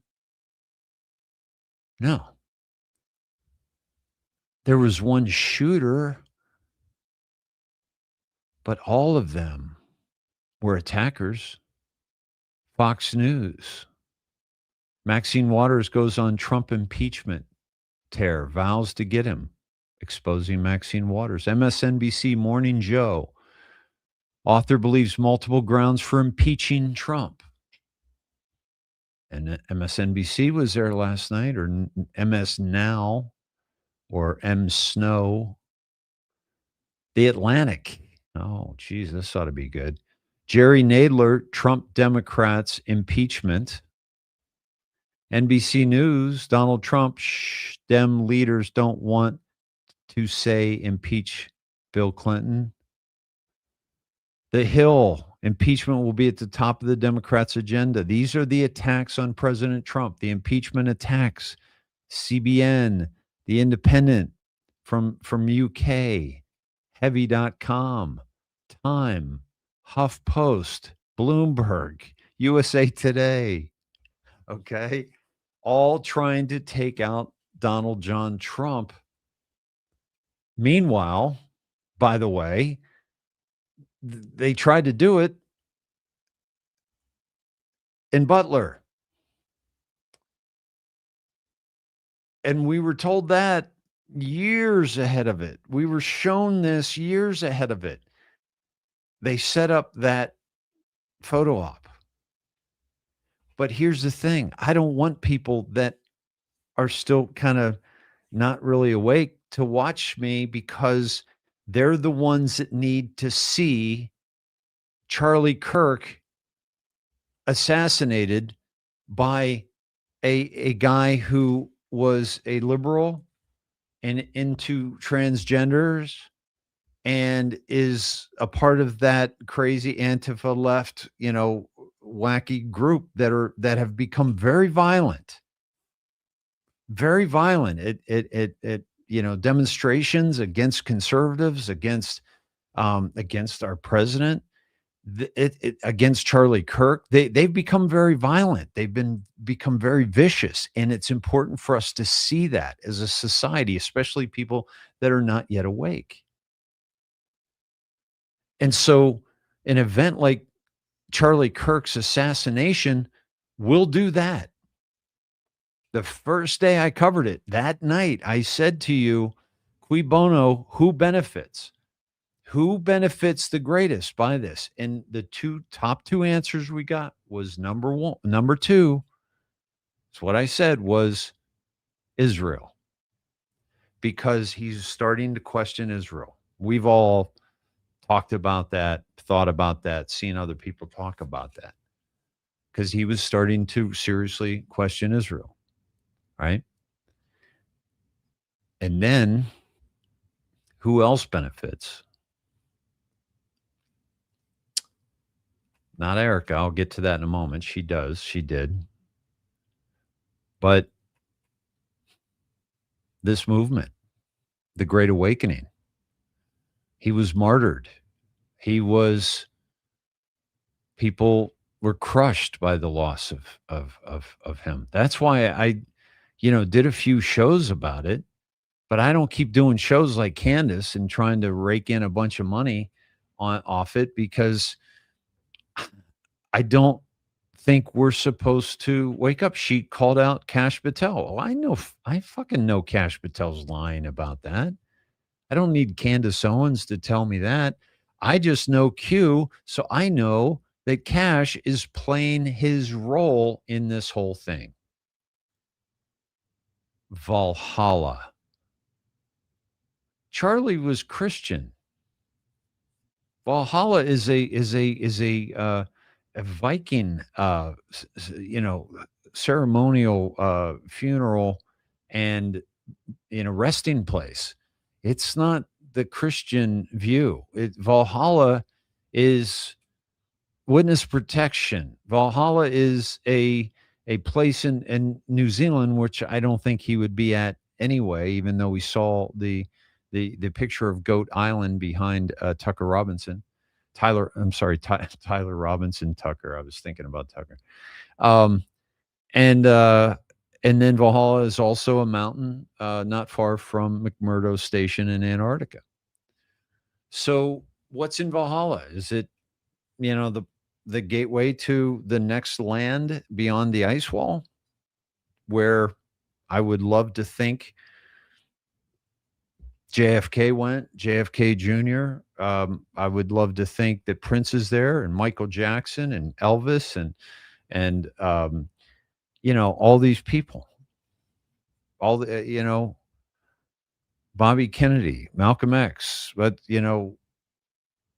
all these people that were taken off the playing field that are so important, so vital, and so many new ones. So that event is necessary for those who are not yet awake, to help them awaken. So they needed that narrative of Tyler Robinson. He didn't shoot him. I said that day one. This motherfucker did not shoot him. And he certainly didn't shoot him with a 30-06. I didn't need to see ballistics. I didn't need to see any of that shit. I know enough that when I see something, I know if it's real or not. I can spot an AI like that. I can spot what happened last night. But I look at who is motivated to do such a thing. So the MAGA movement, the awakening, was greatly lifted by the death of Charlie Kirk. The questioning of Israel was greatly lifted by that event, which is absolutely imperative that we do. But then, a little while later, not too far long later, we see how Erica steps up and all of a sudden is in control of 150 million. Don't know what the life insurance is. Steps into his podcast, steps into the CEO position. Doesn't touch on his disdain for Israel. Everybody within Turning Point turns their backs on his stance on that towards the end of his life. We hear ridiculous stories by, the guy, the head of Turning Point, about his spine catching it, which a doctor supposedly told him, which a doctor wouldn't be allowed to tell him. And none of that makes sense. None of this. It's all bullshit. But there's certain people that can't know it's bullshit because they need that in order to get on board with what's going on. And that's the way I look at things like last night. Okay. I'm going to, so those drops those are key, because the other thing is it's all the mainstream media in that room that are accounted for in that post, in that drop. Okay. So let me take you to the following. Okay. Where do I begin? Well, first of all, this was this was all around the internet, but Kev sent this to me. And I need to go over some of this. First of all, let me take you here. Not here, but let me take you here. I can't do that. No. Maybe I can do this. Here we go. Okay.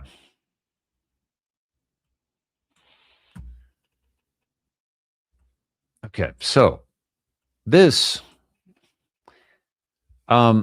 is Pepe, of course. Okay. Pepe, okay, was the heading profile pic of this gentleman, Henry Martinez. Now the red aren't us, but Henry Martinez, 0 followers, zero following, 2290 followers,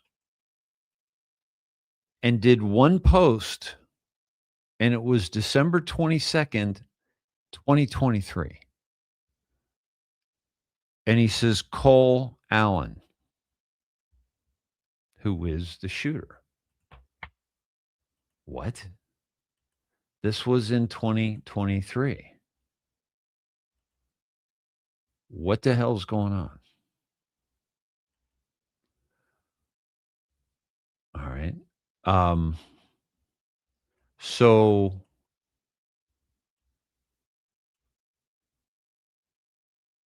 we look deeper and we see this 12/21/23. And somebody did a dive on this, and I'm not quite sure who, but it takes us to 4/17 of 12/21 Delta.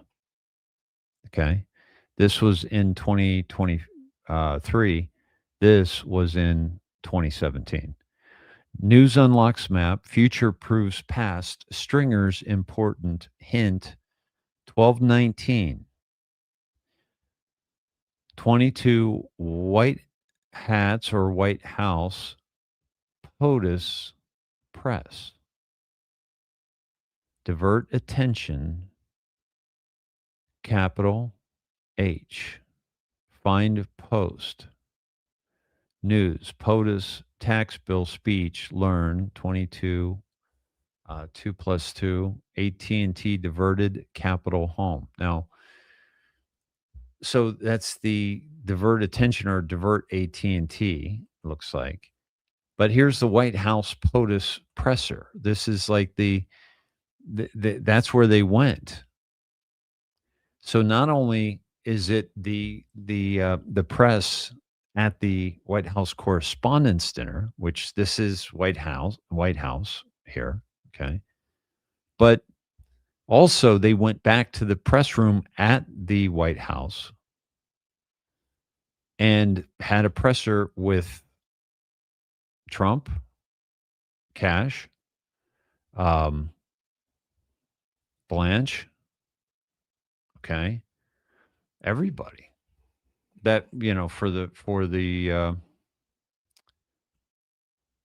that would be a part of what's going on here, right? So let me take you to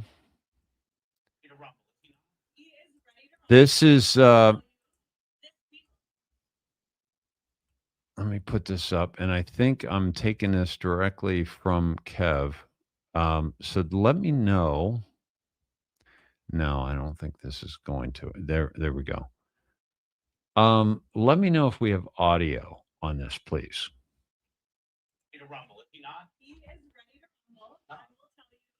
This speech tonight will be classic Donald J. Trump.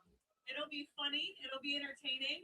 There will be some shots fired tonight. Everyone should tune in. It's going to be really great. I'm looking forward to hearing it. I love it all. And you wrote most of it, you said.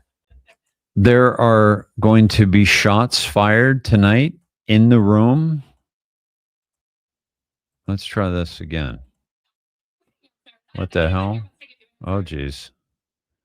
What's going on here? This speech tonight will be classic Donald J. Trump. It'll be funny. It'll be entertaining. There will be some shots fired tonight.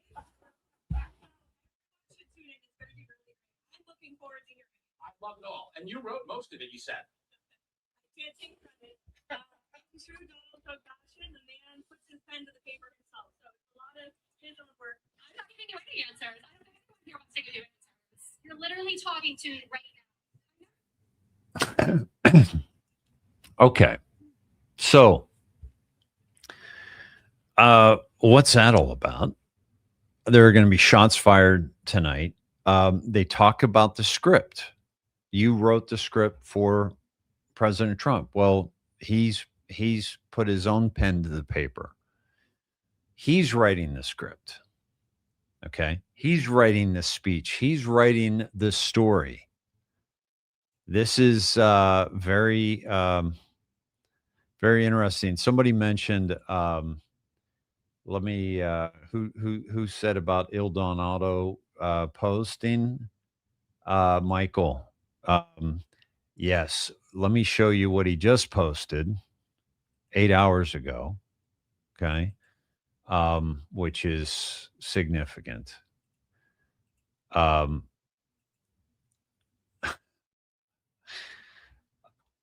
Why do time travelers keep trying to kill me? I'm just a realtor. Donald Trump, 1980. See, he hasn't just been had assassination attempts against him as a president, but this has been happening since this was in 1980. So that means that it was happening before 1980. When? 77, 78, 79, 76. It just, so it was happening even before then. Okay.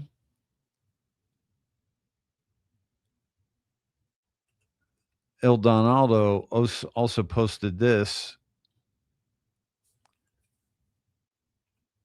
9 lives, bitches.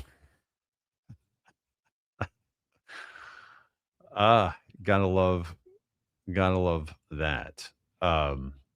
Okay.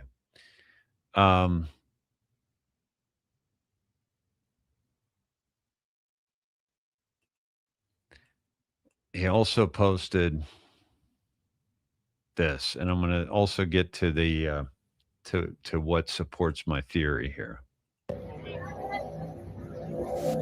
You fuck with Trump, you fuck with me. Devil without a cause, and I'm back with the beaver hats and Ben Davis slack. I love it. I don't think this guy's being a tough guy at all, by the way. Okay. Kid Rock is just showing he loves President Trump, and you fuck with him, you fuck with me. And I'm the same way, by the way. You fuck with Trump, you fuck with me. Okay. You guys can just all, TDSers that think that this kind of, violence is okay because of who he is. Please go fuck yourselves. Because this has gotten completely out of control, which is the narrative that they need everybody to see. Because and here's how, if it ever comes out, here's how they're going to justify it. Setting up Butler, setting this up, okay, setting up Kirk, because they're going to show evidence that there were plots in effect to do exactly what they staged. So they showed us what that would have looked like and how close that could have been. That's how they're going to justify this. They had to show people because you cannot tell them. And this is how it's all happening. Everyone in that room. President about 30 minutes ago, and he sounded incredibly calm and solid. He was very gracious once again, said, I'm good. It was crazy last night. He complimented the security, actually. He spoke about the Secret Service and the Capitol Police and said that they did an excellent job. I was happy to see how calm he was and in good spirits this morning. So the president, once again, showed that graciousness just a few minutes ago when I spoke with him. Look, I think we have to be honest. This is not on both sides of the aisle at all. This has been largely on President Trump and on President Trump's supporters. And this has been going on for now 10 years. Since he first came down that escalator, they did not want an outsider in Washington. They did not want him to go and, quote unquote, drain the swamp, as he said that he would. They were afraid that their jobs would get affected from an outsider coming in. And it started within from Democrat leadership, and it just trickled down to, unfortunately, what I like to call the useful idiots. And the useful idiots are in many places throughout, whether it be the media, academia, some CEOs, Hollywood, all who took that message from a small cabal of people in Washington on the Democrat side and spread it. Things like this cannot happen without the media amplifying these negative stories about President Trump and his supporters. Now, I will say this. I'm feeling more optimistic this morning. I do believe that this could be a turning point. And we were talking about that this morning with my guests. I will tell you more about what President Trump told me just a few minutes ago when we are up in about 10 minutes time. But I do think that now that the media was in that room, the media who has been largely against him for 10 years, they were witness to what this man has gone through, and they saw it and felt it firsthand for themselves. So as a result of that, I think that we could actually see a turning point and the media start treating him fairly as he deserves. So we'll see about that. So this is one thing I wanted to put in your bonnet here too, is that she mentioned draining the swamp, right? Well, they just drained the swamp and showed how it looked under Biden and Obama, and how it looks under Trump, and that is the reflecting pool between the Lincoln Memorial and the Washington Monument. This is literally they're draining the swamp. And so there's a lot of comms that we're seeing, folks, that it's like, if you don't see them, I just got to ask you, what are you looking at? What are you looking at? Because it doesn't make any sense that it's anything other than what I'm suggesting it is.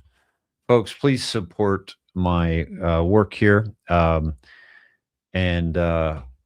And it is much appreciated and very necessary. And so I appreciate it. And I will announce your names tonight towards the end of the show. So please find your way to the donation station, Donation Nation. So let me take you back to, I'm not finished with that, that account, which is, hold on one second. I had forgotten to put the show on Snedheads tonight. So my apologies for those of you who are looking at this.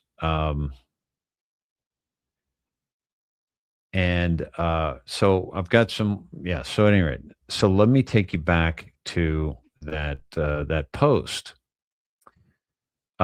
which was the gentleman who posted that like years ago, right? His banner behind the Pepe, okay, is this really odd artwork that and I'll this was the artwork that is behind the banner of his account that posted Cole Allen. And this is what it looks like. It's very unique. It's very, very creative. Okay. Now, there are people that believe this is something more than it is. And I am trying to see it. I don't see it, but I want you to see it and judge for yourself. But there is, I think I just saw Trump in here, not where they're telling us he is, but here it is anyway. They're suggesting that, and by the way, this comes from a site that is a time machine. This artwork comes from a site that says time machine. So they're showing us somehow how this turns into this. And I personally do not see it at all. But I've seen some of the connection to Butler. There I'm seeing a little bit, but as it fades out, I don't really think there's much there.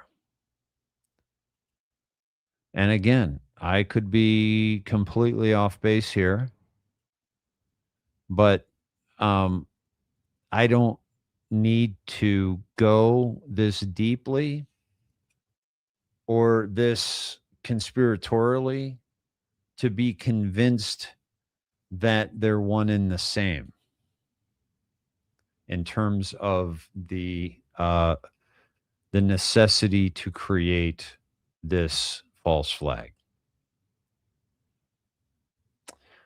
I would love to hear what you think and to get your take on, what you think it is. Okay. Let me see. Let's see.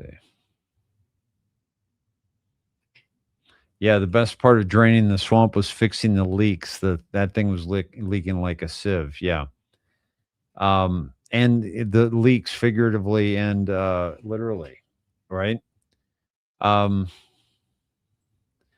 Dave, they said to take the paint layer off and outline is there. But if you take the paint layer off,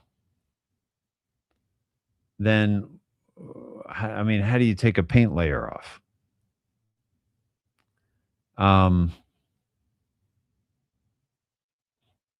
But again, yeah. Yeah, and it's fight, fight, fight as well. Right? Yeah, pretty picture.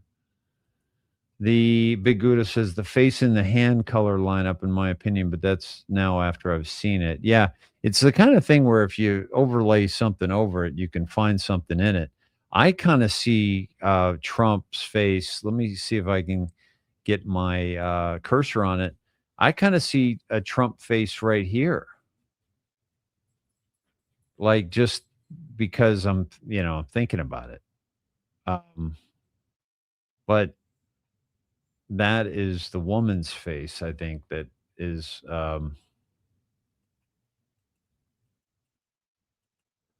yeah, I don't know how you could take a paint layer off. You know what I mean? But it's interesting, and the thing I like about it is I don't need this to be convinced. Yeah, the leakers. Yeah.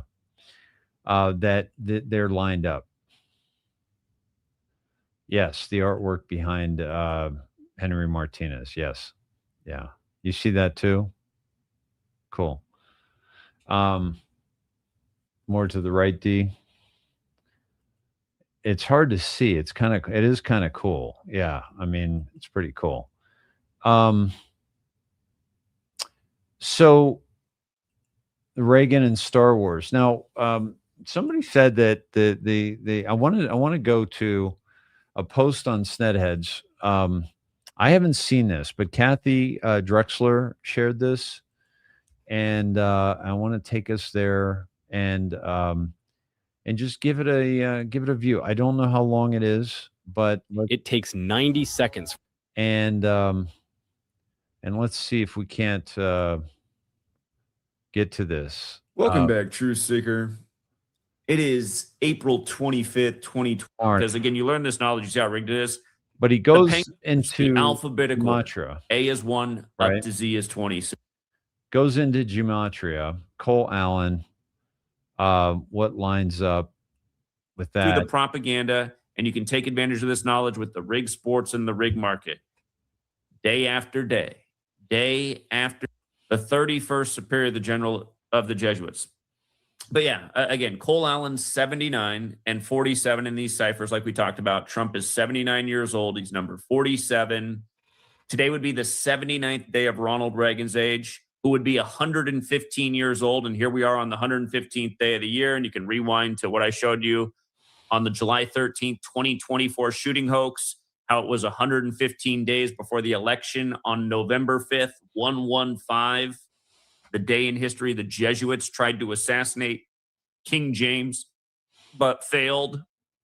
And remember, in 2016, when Trump had his convention in Cleveland, like Grover Cleveland, the only split-term president until Trump, but Trump had his convention in Cleveland right after LeBron won the finals on the real King James's birthday, June 19th, 2016, for the 216.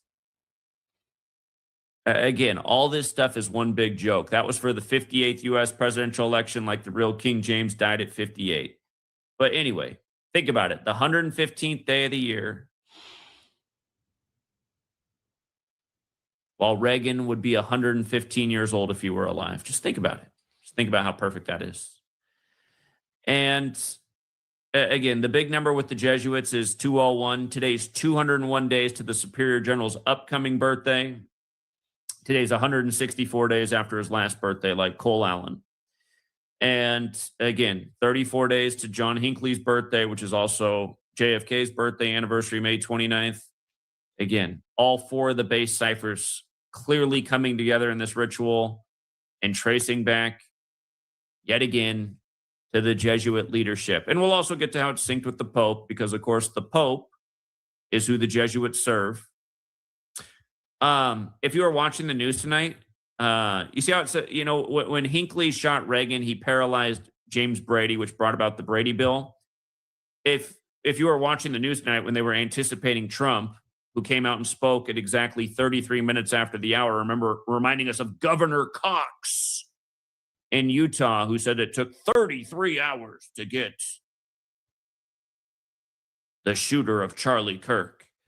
And it also reminds of JFK being shot in Dealey Plaza, named after a 33rd degree Scottish Rite Freemason. But yeah, Brady was left disabled and died 33 years later from his injuries. The reason I'm bringing this up is because tonight, if you are watching the news, they kept saying that Trump is going to speak about tonight's scare at the correspondence dinner in the Brady room. They kept saying it over and over, and I was just like, I mean, why? How do they get away with treating us like a bunch of know-nothings? I mean, everything is just such mockery, and it's so blatant, and it's so obvious. They're talking about how it's the same building Reagan got shot at all night. Trump's going to speak in the Brady room, not to mention Reagan was the 33rd governor of California. But yeah, okay, so this is the Cole Allen part. And in one of the short videos, I left somebody, left some nasty comment about how dumb I am and jumping to conclusions, and these numbers don't mean shit. And really what I should see is this is justification for why Trump should build a ballroom so there can be better security. If that asshole's out there,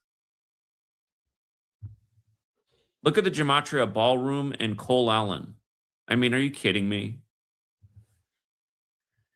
They say they use the Washington Hilton because it has the biggest ballroom out of all the hotels in Washington, D.C. The White House Correspondents' Dinner, where they annually tell jokes. And of course, we'll get to the one that I bring up all the time like a broken record when Obama told us on the 45th birthday of the Church of Satan, 45 days before Trump's birthday, that he would eventually become the president of the United States. And of course, here we are now 45 years after the Reagan assassination, and another sick joke. And by the way, if you turn on CNN tonight, probably doing the same thing on Fox. They're talking about how many sick people exist in society and how this is a sign of society's sickness. It's just so annoying to listen to the mind control media that instills the sickness in society, that helped bring about this orange clown who makes us all sicker by the day from having to witness him, the polarizing character that he is, which I told you guys all about before even Super Tuesday in 2016, why he would be installed as the president. I told you guys the day of the first Republican debate when they had to narrow down the field of 20 candidates in 2015, why it looked like they were installing the orange clown as the president. All because of this, understanding this number code. By the way, you could have got 50-1 odds on Trump back then, and today's 50 days before his birthday, which we'll get to, has everything. I want to speak to this gentleman really quickly, and I would love to do something with him as well, because I'm really, you know me with, numerology is not my necessarily like my go-to. Like I don't really, but I kind of dance around it a little bit because of gematria. I was doing gematria before I think most people that are doing gematria today,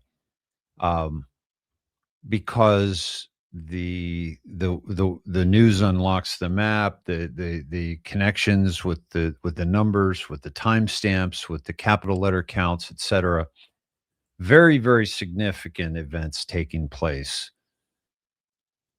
that I covered for many years. And so when I see somebody like this and he's really diving into the numbers, I know he's legit, because you can't fake this shit.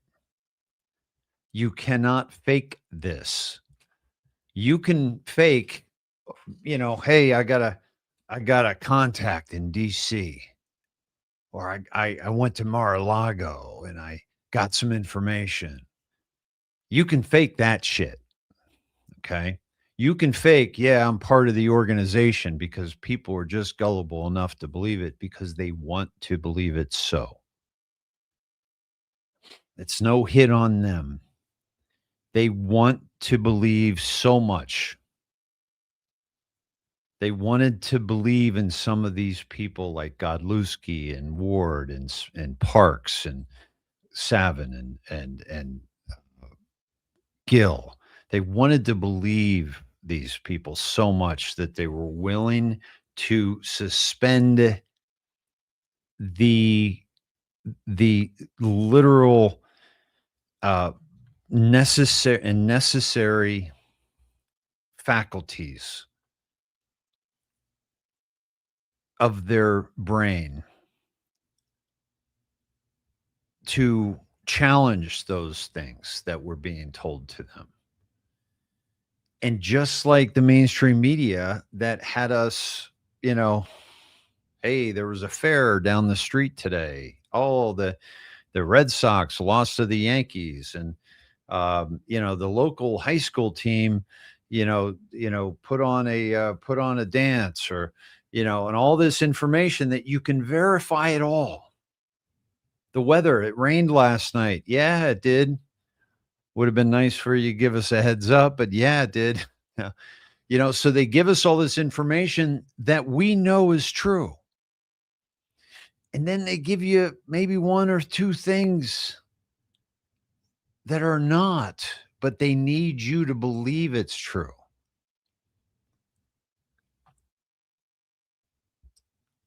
So when somebody is telling somebody that is just waking up,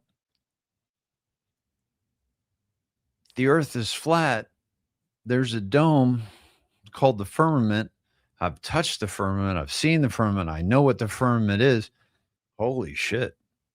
You just took something that was sacred, like this newfound information that humanity has discovered, that the earth is flat and Antarctica is an ice wall holding in the water. If you're not on board that, I don't hate you, but I need you to look much, much closer than you have at not only the reason why that I've covered many times on this show, that they had to lie to us about it, primarily so that we did not realize that there is somebody, some entity, some group, some gods, some God that created this whole thing. Because if you understand Genesis and you understand how this earth is shaped and how it came to be, then you understand that this was created magically, like amazingly, for you and me by someone who loves us and wants us to experience this magical existence. If we know that, like, we're strong, like wow, this is for me and you and me, and we're so lucky to be here together and experience and walk through this together. Can you imagine what that would be like, to walk through the world hand in hand with our brother and sister? We don't care what color you are. We don't even care who you love. Just don't shove it down our throat. Don't interfere with our walk. This isn't about your walk. This is about our collective walk. And as a collective walk, we got to be respectful to each other's steps, with our strides, with our pace. You do you, I'll do me. Don't interfere with mine. I won't interfere with yours. And when they come together, how can we make them better? How can we make them better for each other? That's the walk we need to take as a civilization. But we need to understand where we're walking. We need to understand that this was created for us, and that there is a God or gods, and that we are experiencing something that is really, really incredibly unique and special.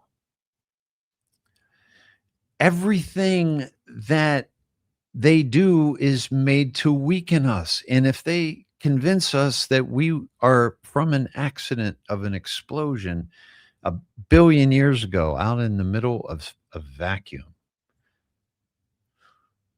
that's how I'm having this talk with you now. Just blew up, and here we are. Does that make you powerful? Does that make you feel special? Ask a person that has been adopted and was given up at birth because they were unwanted or couldn't be taken care of. That lives with you. That you were not wanted. That you were an accident.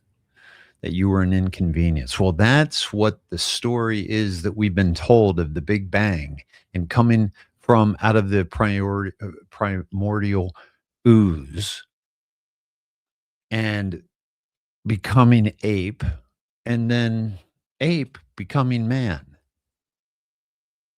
It was all a fucking lie. And the reason is so that we would not realize that we were created by a loving being, and we in turn are honoring that creation by creating ourselves in art and music and stories and labor and creation and ideas and inspirations and relationships. They're trying to keep us from any of that power. It was the White House Correspondents' Dinner. All the media, all the mockingbird media. That is the reason why this great awakening has taken so damn long.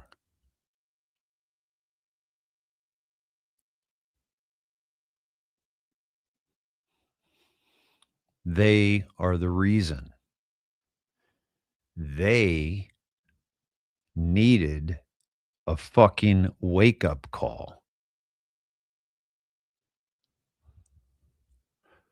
And I'm not talking about the wake-up call that they're going to get the next morning at their 4- and 5-star hotels, probably committing adultery or sleeping with somebody that their fame and power has allowed them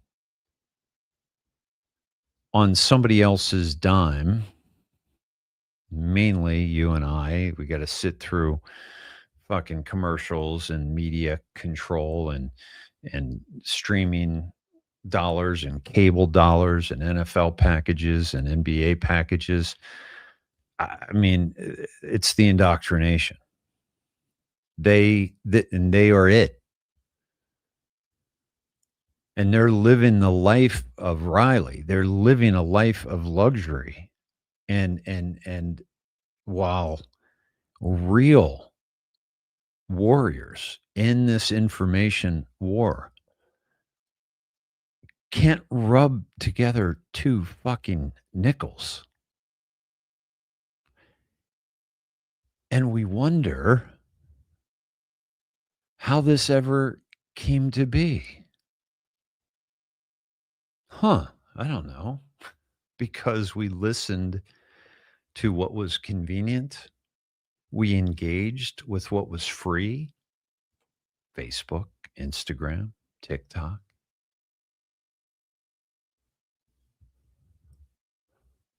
All terminated me multiple times for trying to speak truth to you. And we wonder how we got here. This White House Correspondents' Dinner was a necessary field of play in this show.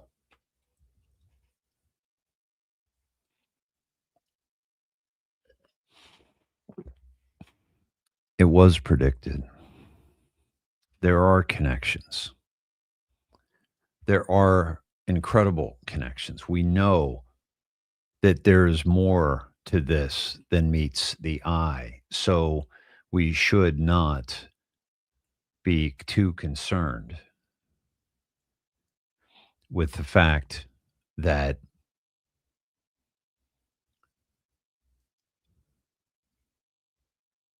hold on one second. I'm sorry. I need to find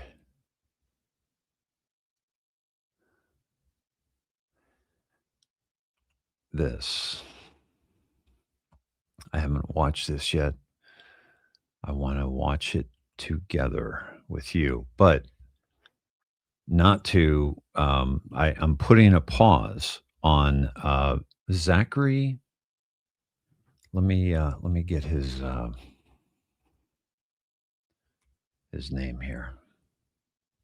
Okay, connecting the dots. Trump, White House Correspondents' Dinner shooting. Reagan, JFK, John Hinckley, Oz Perlman, Cole Allen, Number games with Zachary Hubbard. This is on YouTube, I believe. Yes, I'm on YouTube. So join. Okay, he's got a subscription. I'll have to check that out. But I want to know more about him before I subscribe. But this is and I wish he was giving it away, as I do. But I'm not, I'm also, back to the nickels. So don't take my advice, whatever you do, Zachary. So I might come back to this, but I want to take you to a few things more about the Correspondents' Dinner itself and the shooting itself. Let this gentleman explain. This is really, really weird. This speech tonight will be classic Donald J. Trump. It'll be funny. It'll be entertaining. There will be some shots fired tonight in the room. Check this out. Quickly tell you, I was sitting next to Caroline Levitt, the press secretary's husband. He was seated right next to me, and then he kind of leaned over and said, I watched you on TV, you do a great job. You need to be very safe. And he was just very serious when he said that to me. And he kind of looked around the room and he said, there are some... They cut her phone off. They stopped her from talking live on air. And this is the person who allegedly did this. Now, what's absolutely wild, that this random account, Henry Martinez, joined X on December 2023 and tweeted out one name, Cole, on December 21st, 2023. There's a motive. And I will say, it's not a particularly secure building. I didn't want to say this, but this is why we have to have all of the attributes of what we're planning at the White House. It's actually a larger room, and it's much more secure. It's drone proof, it's bulletproof glass. We need the ballroom. That's why Secret Service, that's why the military are demanding it. The White House East Wing Ballroom project, where Donald Trump fired the McCreary architects and replaced them with Shalom Bernis Associates. This ballroom, the one that has the blueprint that looks exactly like Solomon's temple. And what does Shalom Bernis Associates have experience with? Doing multiple synagogue renovations, renovating temples. And you remember America Reads the Bible 2026, a historic call to return to God's word that literally finished today, where Donald Trump read the Bible. And he specifically read 2 Chronicles chapter 7, verses 11 through 22. So what does 2 Chronicles chapter 7 deal with?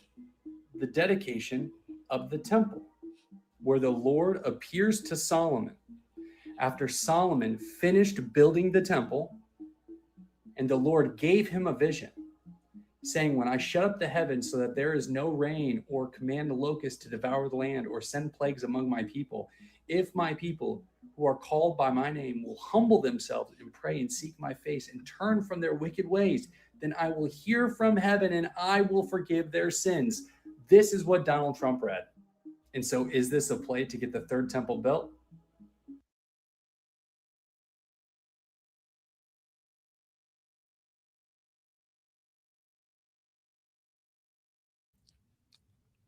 Yes, Edward, it would be awesome to catch him. If you guys want to tag him on the show, please do so. Maybe even give him the timestamp of when we started showing his work. I would like to imagine that he would appreciate my rant in the middle of his, which was inspired by what I was already talking about and what he added to the picture, with the significance of you can't fake numbers and timestamps and coincidences and the things that he and I obviously operate in numbers and letters and dates. And Q said learn our comms. He's learned the comms, I've learned the comms. So it's easier for us and we show you how we do it. So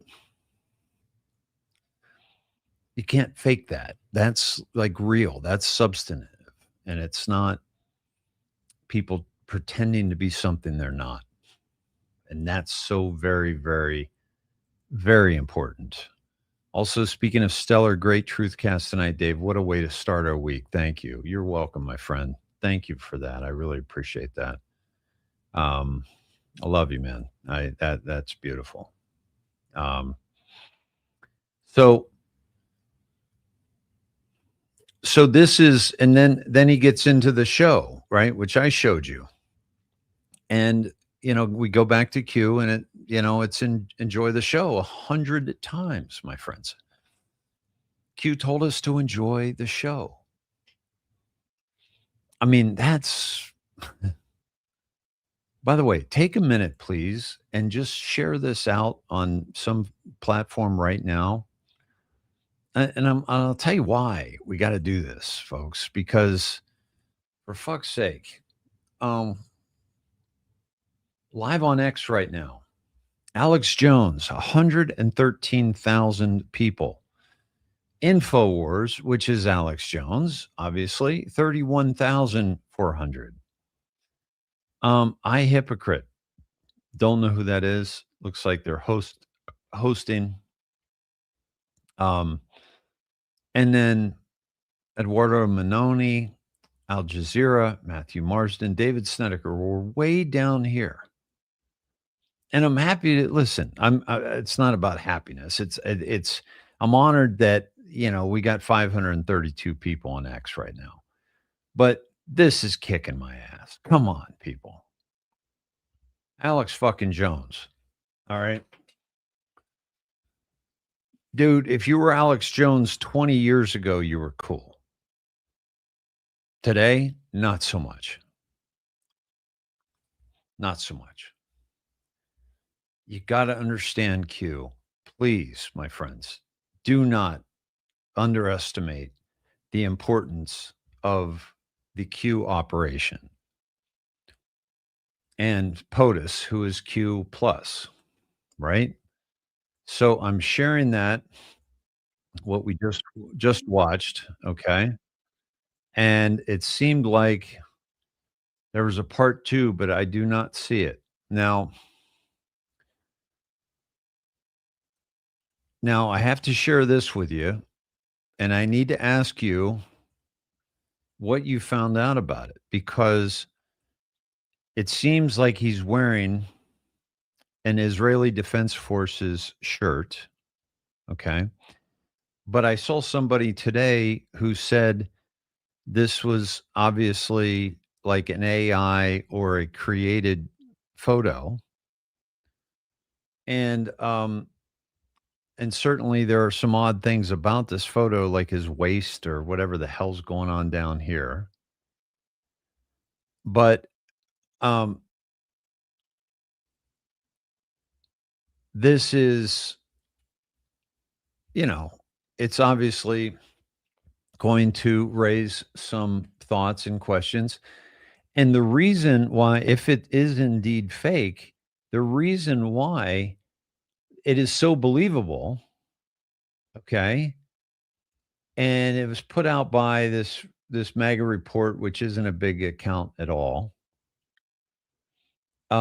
is because people are so willing to believe it, because it is so believable that Israel would be involved somehow, because of their history of assassinations, not because of their relationship with Trump, because most people would say, oh, they got a great relationship with Trump.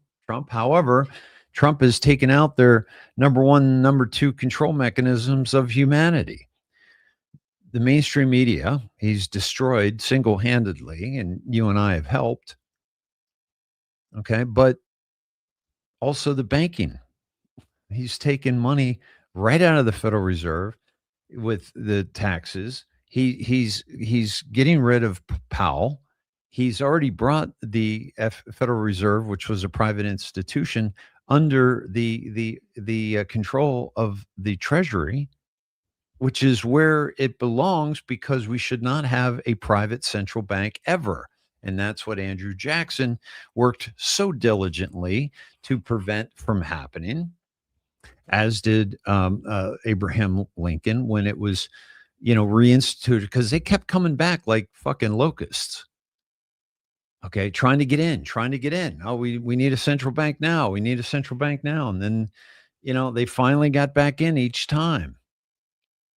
And son of a bitch, if they didn't get in again in 1913, and we've been enslaved ever since, and that's changing. And that is the Khazarian control mechanisms of humanity, the two top ones. So if you really are awake and you're Israeli, you're having a problem with Donald Trump because you're losing your shit, and Trump is Q plus, and Q said we're saving Israel for last. So yeah, you're fucked. You're fucked. Yeah. Okay. So this is all,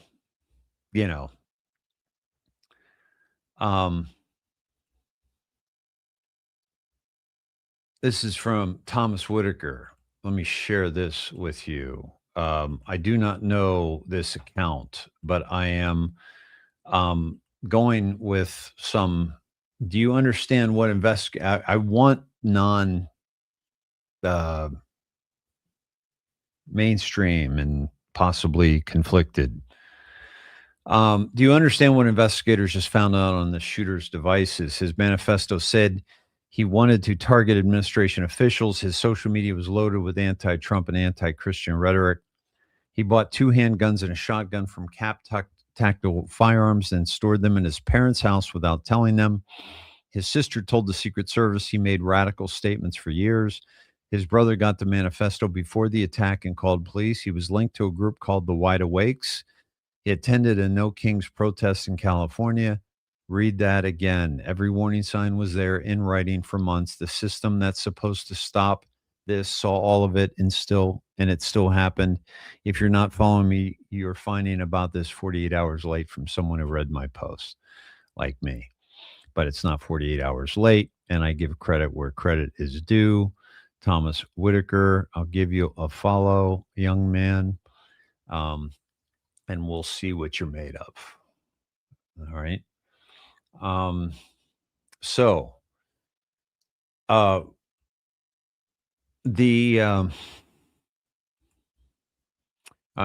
going a little late tonight.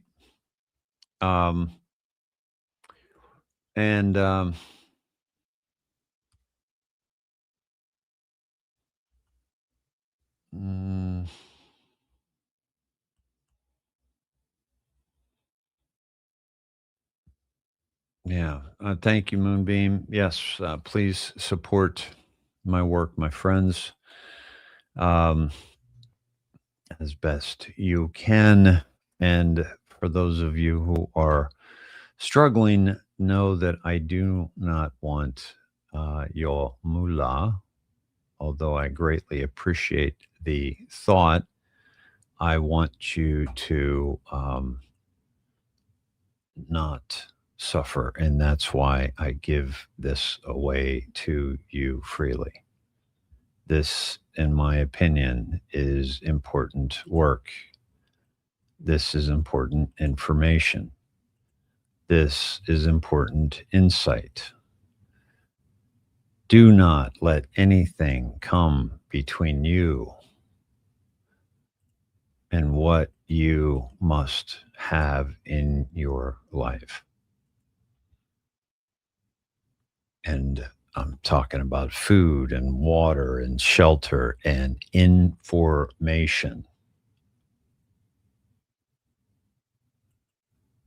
that is helpful to navigate this realm that we are presently engaged in.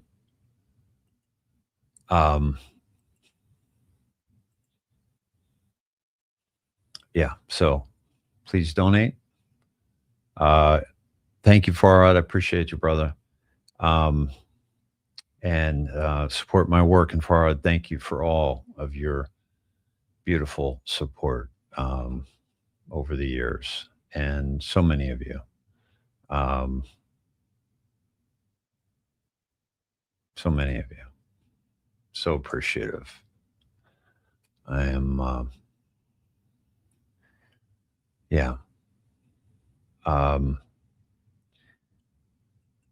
There was a few things that that I needed to share with you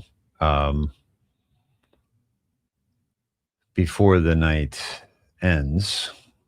Um,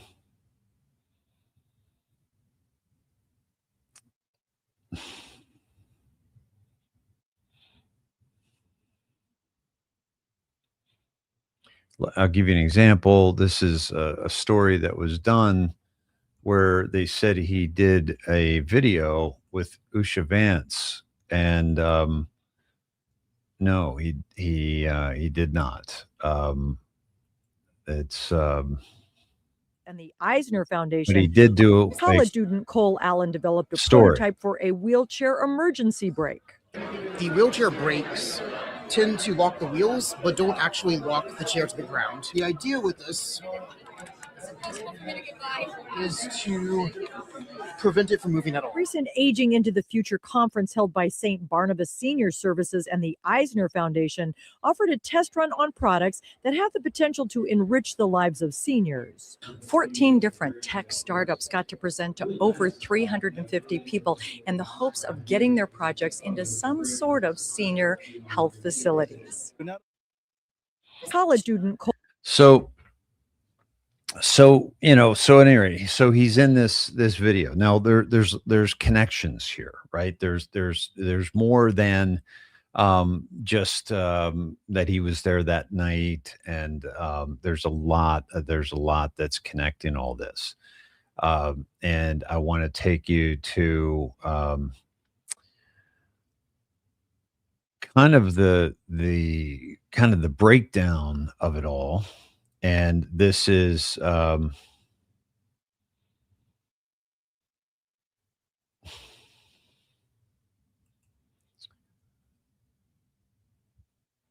this one here. This is kind of taking it to Harry Ma with only one post from 2023. The Cole Allen, the name of yesterday's shooter. The background photo, the website. The website is called Time Machine. I mentioned that. I wasn't specific about what it was called. The account username Henry Ma has a string of numbers. Each number converted to a letter is an anagram of Chief AGI, Chief Artificial General Intelligence. Did AI lead to time travel? Starting to think the dead missing scientists are linked to time travel. Okay. Very interesting. All right. Mario Nafal posted that. Okay.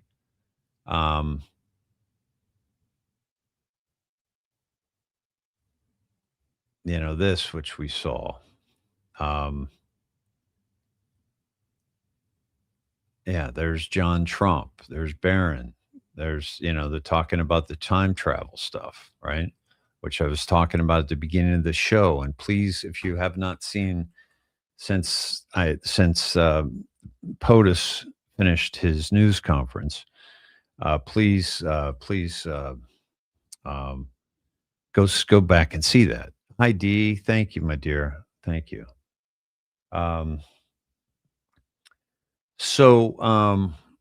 Thank you very much, Marie. Appreciate that comment. Yes, my friends. I think,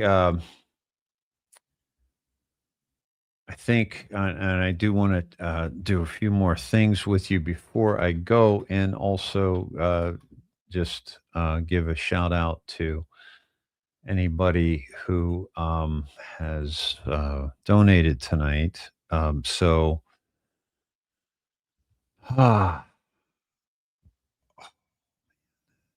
just cracked my neck.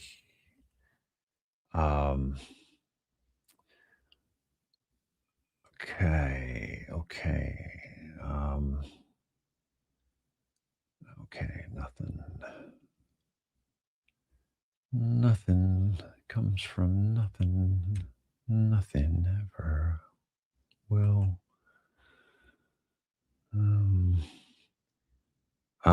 Gus, thank you, my friend. Gustafson and Philip Balsley for your $100 donation. Thank you, Philip. I appreciate that very much. And Gus for your $50 donation. Thank you very much. Okay, so let me take you there. Yeah. So, my friends, one of the things that you don't really see is some of the stuff that I do here.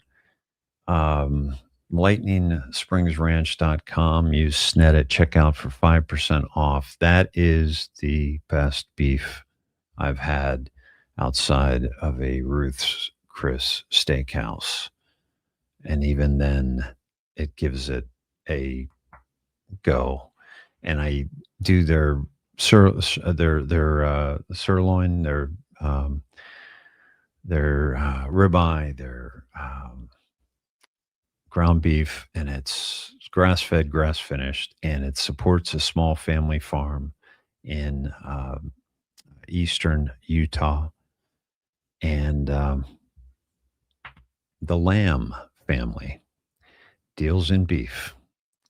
So please check them out, give them some love, and get some really incredible meat. And you might spend a little bit more, but it'll show up at your door frozen, but it's high quality. I don't think you even spend more. I mean, it's very, very affordable. And it's quality. It's quality. So please check that out. So last night, this event where that has all these really odd connections. Just ask yourself the question, which is, excuse me. Ask yourself the question. Yeah, that's attractive. There goes my Pulitzer once again.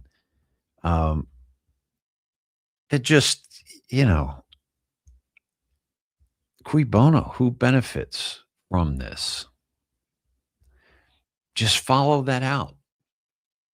Follow it out, like for real, not like initial reaction, but I'm talking truly benefit. Who would this event benefit? And I think what you're going to find is that it benefits the Q operation and the Great Awakening and President Trump, because it is awakening the masses, and it is justified because this is exactly what they're trying to do.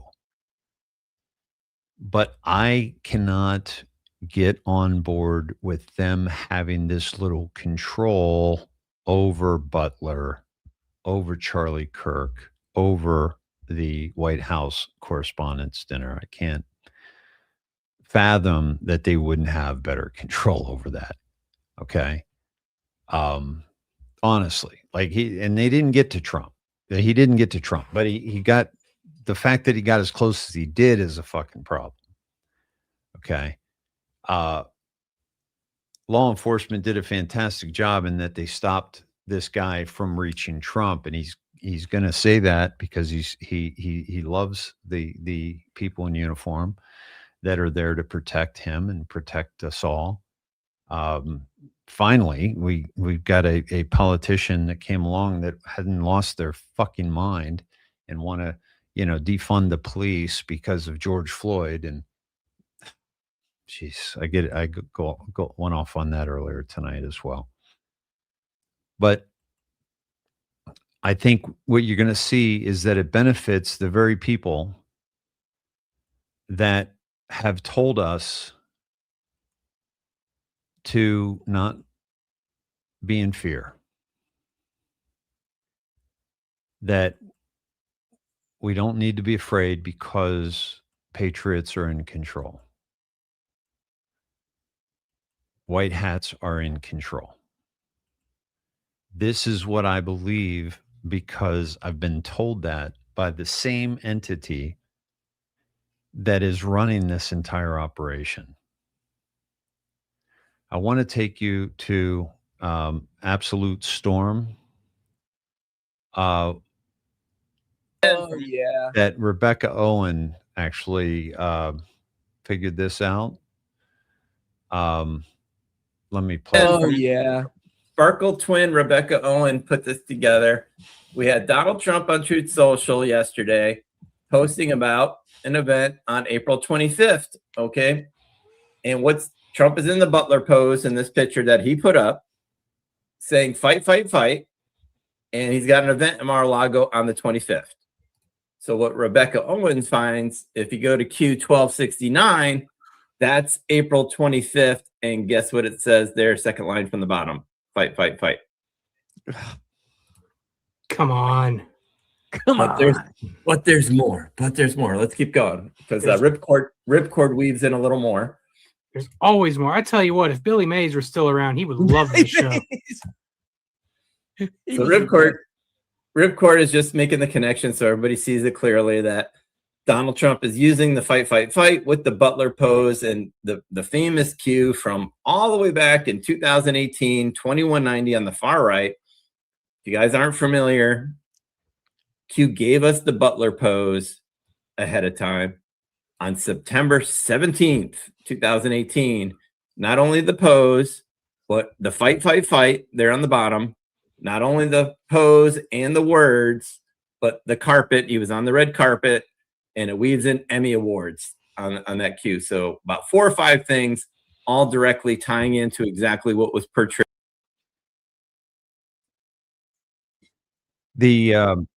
So I took you down that one, but that was good. That was a good catch there.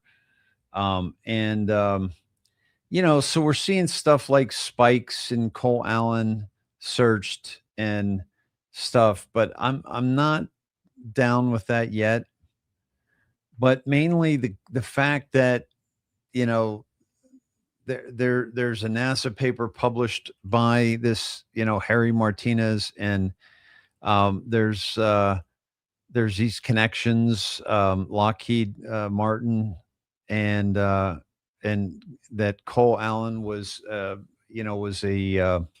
student at NASA Jet Propulsion Lab. So there's possible connection there. Alphabet mapping, coming up with this chief AGI, AI, more about Thomas Allen.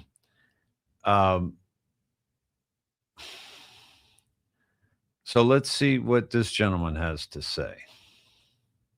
I'm sorry, but none of this seems real, like at all. You've probably heard by now, a suspect armed with knives and guns tried to storm the White House Correspondents' Dinner tonight. The guy's name was Cole Allen, and he was very quickly neutralized by security. But then people online started to do a little bit of noticing. Pause to read. Yeah, I don't know about you, but it's starting to look like one big show, beginning with what Caroline Levitt said right before the start of the event. It'll be funny. It'll be entertaining. There will be some shots fired tonight in the room. This, by the way, is Trump's first time attending the White House Correspondents' Dinner as president, and CNN ran this article a few hours before saying to expect the unexpected. Within an hour of the incident, Trump tweets out a video of the shooter running through the event. Even though still, for some reason, we can't get any moving pictures of Tyler Robinson. Then it turns out the shooter, Cole Allen, worked at NASA's Jet Propulsion Laboratory. Very interesting timing given all the UFO stories, so cue the conspiracy theorists on this one. And then there were the reactions, starting with Erica Kirk being Erica Kirk. I just want to go. I have to say, she looks very upset here, like way more upset than when her husband. Blech. Then we got Dana White just loving this whole thing. It started getting noisy. Tables getting flipped over, guys running in with guns, and they were screaming, "Get down!" I didn't get down. It was fucking awesome. I literally took every minute of it in, and it was a pretty crazy, unique experience. Totally normal reaction to what is supposedly a presidential assassination attempt. But the most ridiculous thing has to be maybe this coordinated influencer campaign saying this is why Trump needs a new ballroom. I didn't want to say this, but this is why we have to have all of the attributes of what we're planning at the White House. It's actually a larger room, and it's a much more. By the way, I was gonna get to the whole ballroom thing, and I don't want to interrupt this guy's flow, but I got to come back to the ballroom. So I just wanted you to remind me. So I want to let this gentleman continue. And by the way, if you guys know who this is, would you put his name in the chat, please? It's drone proof. It's bulletproof glass. We need the ballroom. That's why Secret Service. That's why the military are demanding it. We officially live in the dumbest timeline ever. Now, I don't know his take on this, right? Like I've seen this gentleman before, and what he just did there was just beautiful. Okay. But I don't know because yes, we live in the dumbest timeline ever, but we don't, because we live in the smartest timeline ever. The people that are believing it, yeah, they're not necessarily really dialed in. You know what I mean? Like, of all your your cabinet handles in your kitchen, that's like the loose one that you just can't seem to fix because it's been stripped. Yeah, that it's we have to think more clearly, with intention, and really question the things that are happening. So the dumbest timeline ever, but it is the smartest timeline in order to awaken and to the dumbest. That's how I see it. So this event is now,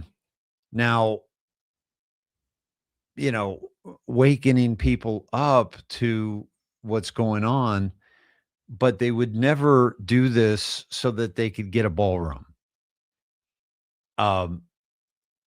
Although you can kill more than, two birds with one stone if you throw it just right. So, that's what we're seeing unfold. So who benefits? Yeah, Trump with the ballroom, because, that's a risk, being out of the White House, and he's not going to do that. So now it's a national security issue. So guess what, lawsuit? Go fuck yourself. Guess what, judges? Go fuck yourself. It's national security now. Okay. All right. So it is, and so I'm going to take you to President Trump, his last post of the evening, and let me make sure it is no. Let's see. It's got a couple. Let me take you with me when I scroll down here. Let me not be rude. This is President Donald J. Trump Bridge. I will be interviewed on 60 Minutes tonight at 7. Oh, I have not seen that. Am I on the right timeline? Here we go. Okay.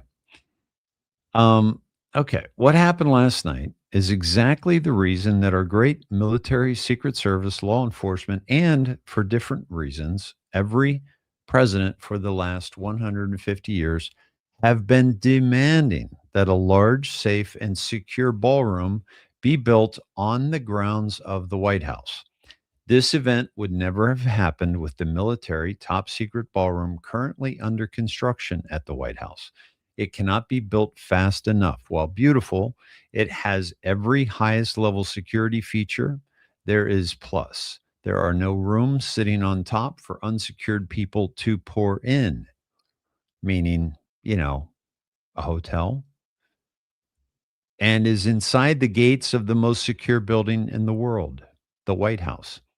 The ridiculous ballroom lawsuit brought by a woman walking her dog who has absolutely no standing to bring such a suit must be dropped immediately. Nothing should be allowed to interfere with its construction.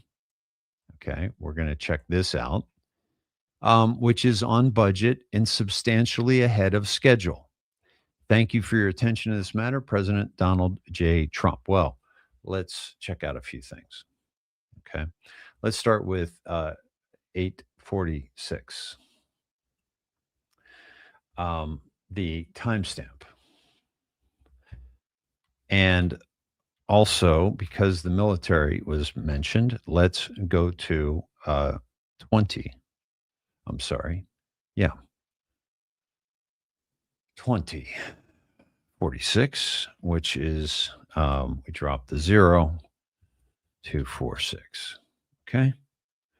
And I also have to check out the capital letter counter because there was some pretty darn good all caps in there. So let me take you there. And we're at 76, which we've been to this last week. Last week, we were at 76, my friends, and 67. Okay, so let me take you there. And this is all about Pfizer, Obama. Yeah, it's all North Korea. Okay, so here we go. Here we go. What was President Trump wanting to tell us, in addition to the fact that we need the new ballroom at the White House? So what's he trying to tell us? Is there anything else? Let's start there. First of all, I'm not making assumptions that he's trying to tell us something more. I don't need to do that. Sometimes I'll go down and dive, and there really won't be that big a connection. It's rare, but it happens.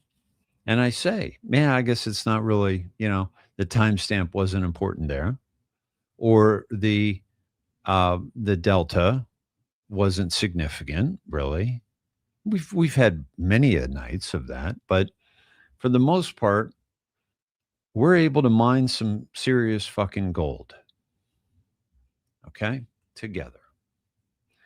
And I'm proud of that. And I'm glad that we do this the way we do, because it's pretty spectacular. Let me take you to 8:46. This is the timestamp of President Trump's post last night about the ballroom after the shooting.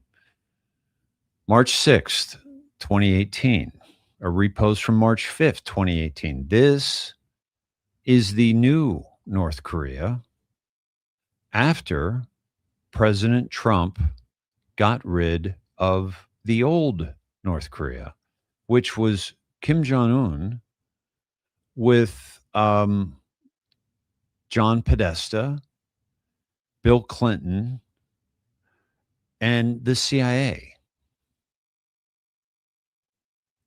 The deep state was in control of North Korea. Trump saved them from that. Water, Why is this event big? What does it signify? Why is North Korea out of the news as the world turns? Okay. Yeah, North Korea has been pretty damn quiet, hasn't it? Through all of this, through Iran, through it all. Israel, the Middle East, fucking NATO, Ukraine, Russia, not a fucking peep out of North Korea. Why? Because the capitulation, and he's working with Trump. Water. What was just drained out of the reflecting pool in the mall, and they're talking about the mall ballroom and beautifying Lafayette Park and the reflecting pool where Martin Luther King spoke, gave his I have a dream speech, beautiful speech. I've seen it. My coach at Iowa had it.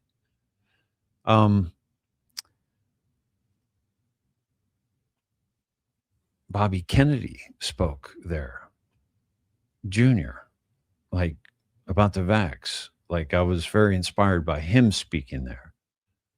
And a friend of mine was there with him, stood right beside him, behind him, took the pictures actually. So, why is this event big? It's because they've taken control of the CIA, which is why they've been able to take control of North Korea. And the comms that we've been getting have been CIA, fucking CIA after CIA, Mockingbird Media, fake news. It's been all of that the past 2 weeks, my friends. And I said, something's coming down. And here, this course, I was not surprised that this happened at the Correspondents' Dinner. I didn't even bat a fucking eye. I've been telling you that the mainstream media, the Mockingbird media, is being exposed so heavily, and all the comms are pointing to that. And the CIA, this is why this event is big. Okay, this is huge. And we had Trump's post earlier taking us to North Korea. He's been talking about North Korea last night and tonight, my friends. Okay, last night and tonight. I'm sorry, this was in the AM, so there's not a military timestamp, so I have to make that adjustment. I just realized that when I was, and it's not relevant. It's about Hillary, but it's definitely not relevant. So, I'm glad for that because if it had made sense, then it should have led to something. So, why do I have that up there? That should not be up there. Okay. So then 67 and 76. 76, remember, that was the capital letter count here, 76, right? Okay. So I'm going to take you to the drop, 76 here. Martial law declared in Saudi Arabia. Why is this relevant? How much money was donated by Clinton Foundation of Saudi Arabia? How much money was donated to John McCain Institute by Saudi Arabia? Pelosi, Schumer, okay. Bad actors, Bush family.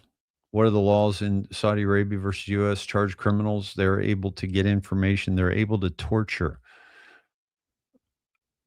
They hung Al-Walid by his ankles, got all his stock, all his control, all his information about Twitter. And that's when the White Hats took over part of Twitter and then finished the job by bringing Musk in.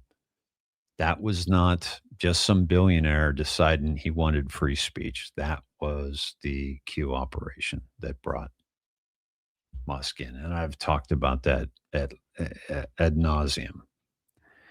And showed the white hat control of Twitter on 2 separate posts on on Twitter before Musk came along. And Q told us that they took POTUS off Twitter. How did they do that?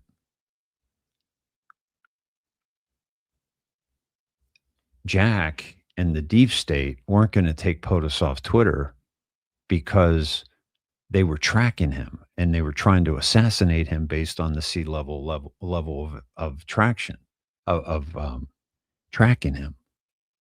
So they weren't going to kick him off Twitter. The ones that had control of Al-Walid and took control of Twitter, Al-Walid stock, they took Trump off Twitter because they could no longer track him. And then he started Truth Social, which is now a couple $1 billion business. Saudi Arabia, U.S. What forces actively deployed in Saudi Arabia? National Guard. What happened in Saudi Arabia is happening in the U.S. Saudi Arabia declared martial law. Saudi Arabia arrested all of the top people in the House of Saud, including bin Salman's mother. This went down. 287 people taken to the Ritz-Carlton in Riyadh. And they hung Al-Walid by his ankles and others because Al-Walid tried to assassinate bin Salman, which Trump saved bin Salman from in Vegas. And that was the U.S.'s largest mass shooting, was a false flag to try to take out Mohammed bin Salman. That will come to the surface. And the people that were murdered, that were witnesses of that event, and the people that were threatened and scared into silence, that were speaking out. I was one of them. I was scared into silence about Las Vegas, and I've said this before on my show. I have an interview with a woman who was eyewitness to what was going on and the multiple shooters.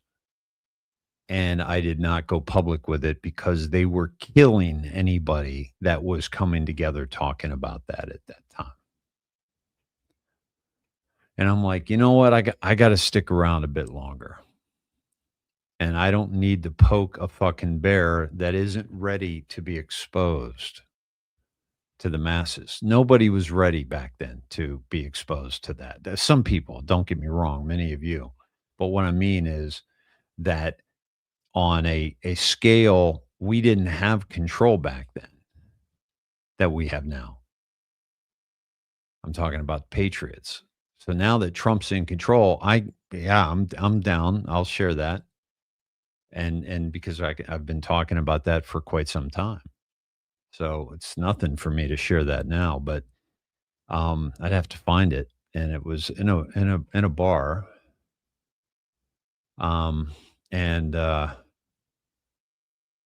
Yeah, beautiful young lady. So, and I didn't want to put her in danger, which it would absolutely would have.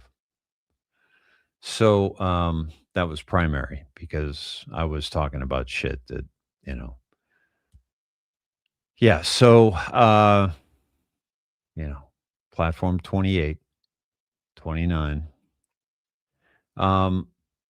So what's going to happen there? What's going to happen? What happened there is going to happen here. Okay. Have faith. The crumbs in time will equate to the biggest drops ever disclosed in our history.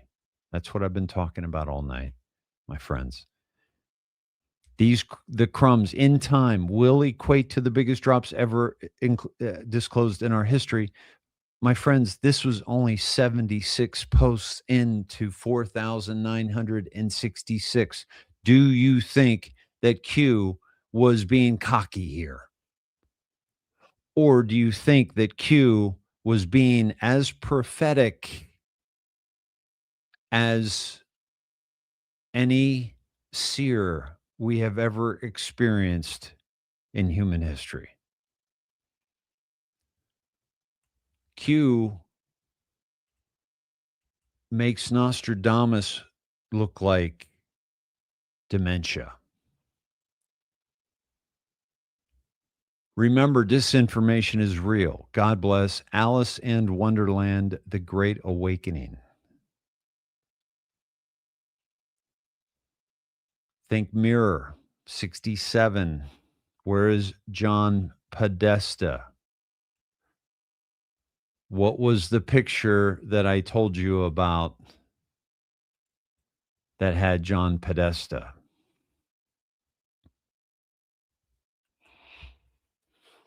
Okay. Where's Tony Podesta? I'm going to see if I can find that.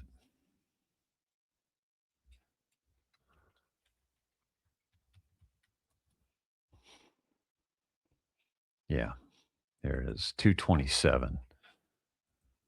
Interesting. Okay. Post 227. This is November 24th, 2017. Remember I told you. Bill Clinton. Kim Jong-il, I meant to say, his father. Okay. Clinton. John Podesta.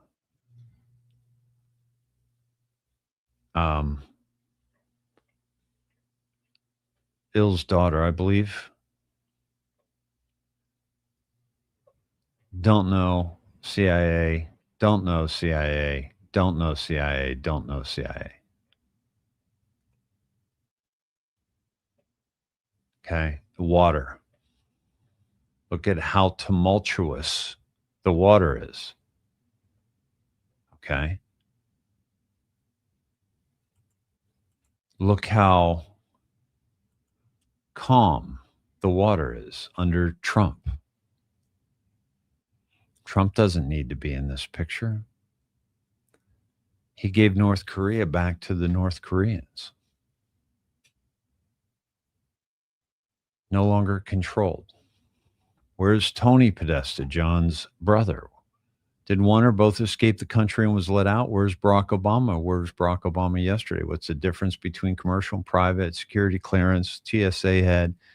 How does Homeland Security interact with TSA? What updated post 9/11 protocols were put in place to prevent, stop inbound, outbound sea level targets? They're telling us that these motherfuckers are going to try to run, but they're not going to be able to. Okay. Podesta's plane has military escort IE tag and is being diverted, forced down, short delay. This will be leaked. Watch the news. Have faith. What fake news anchor will not be on air tonight? What was stated in the past? Where did the $18 billion from Soros go? I wanted to tell you something. Okay. This is very, very important that I have not discussed yet. And that is the post. And let me find it here. Okay. And I believe, oh, shoot, where did it go? Bear with me here.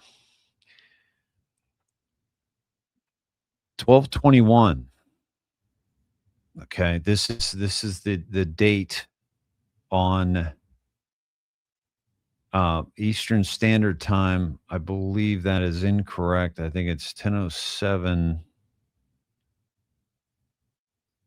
Yeah, I might be off on that date. But 12/21 is Isaac Cappy. 12/21 was the date. It was actually December 22nd, 2023, when Henry Martinez posted Cole Allen.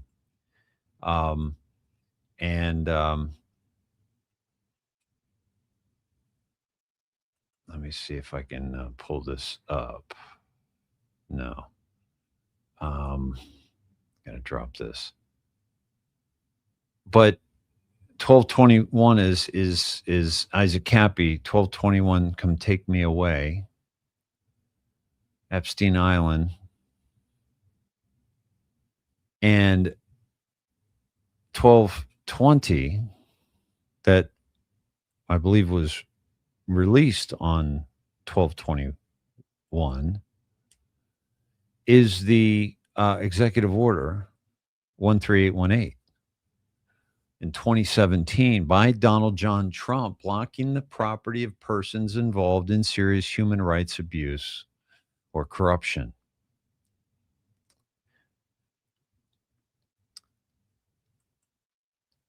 Alan Cole Allen has a sister in the media in Washington, D.C. He's an educator.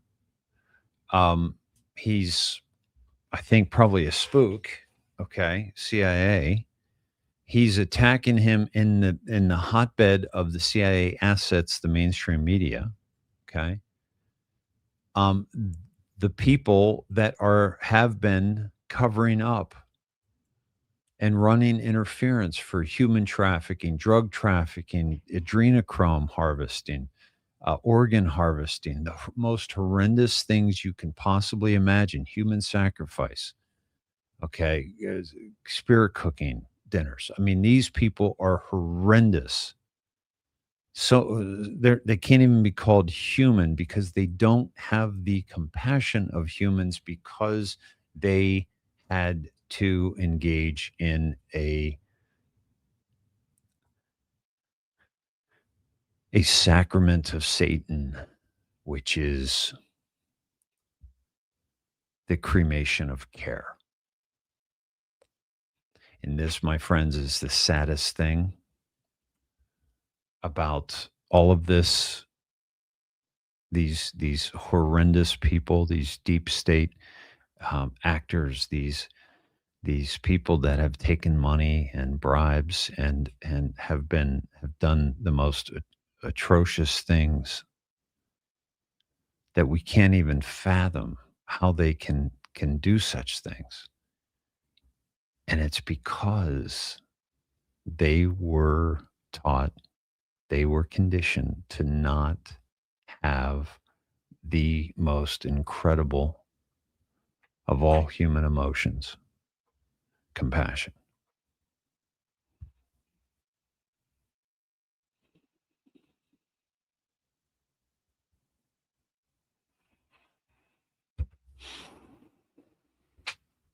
And that is devastating.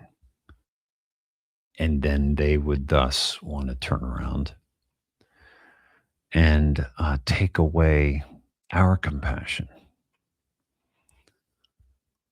or misdirect our compassion towards the things that they want us to engage with, like socialism, for example. Socialism is very compassionate until it's not. It has the veil of compassion. But when you pull back the veil, you have the ugly truth of communism and control of humanity and genocide. So we can't go back there. We cannot go back there. And yet our schools are producing socialists. People are voting for Mandami. So this is blocking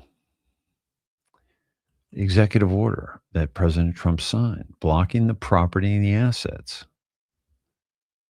I, Donald J. Trump, President of the United States of America, find that the prevalence and severity of human rights abuse and corruption that have their source in whole or in substantial part outside the United States, such as those committed or directed by persons listed in the annex to this order, have reached such scope and gravity that they threaten the stability of international, political, and economic systems. Human rights abuse and corruption undermine the values that form an essential foundation of stable, secure, and functioning societies, have devastating impacts on individuals, weaken democratic institutions, degrade the rule of law, perpetuate violent conflicts, facilitate the activities of dangerous persons, and undermine economic markets.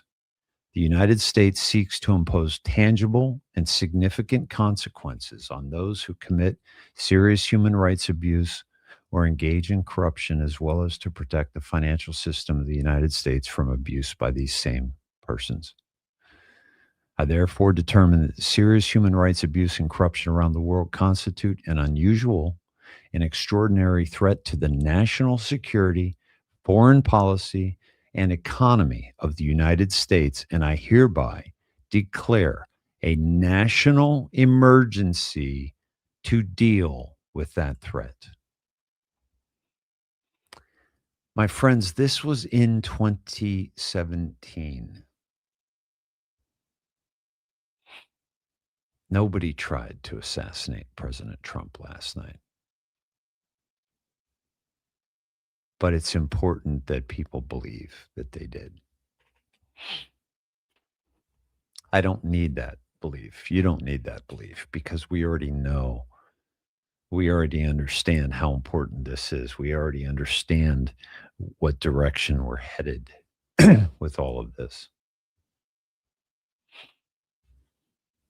I hereby determine and order all property and interests in property that are in the United States that hereafter come within the United States, or that are or hereafter come within the possession or control of any United States person, of the following persons are blocked and may not be transferred, paid, or exported, withdrawn, or otherwise dealt in.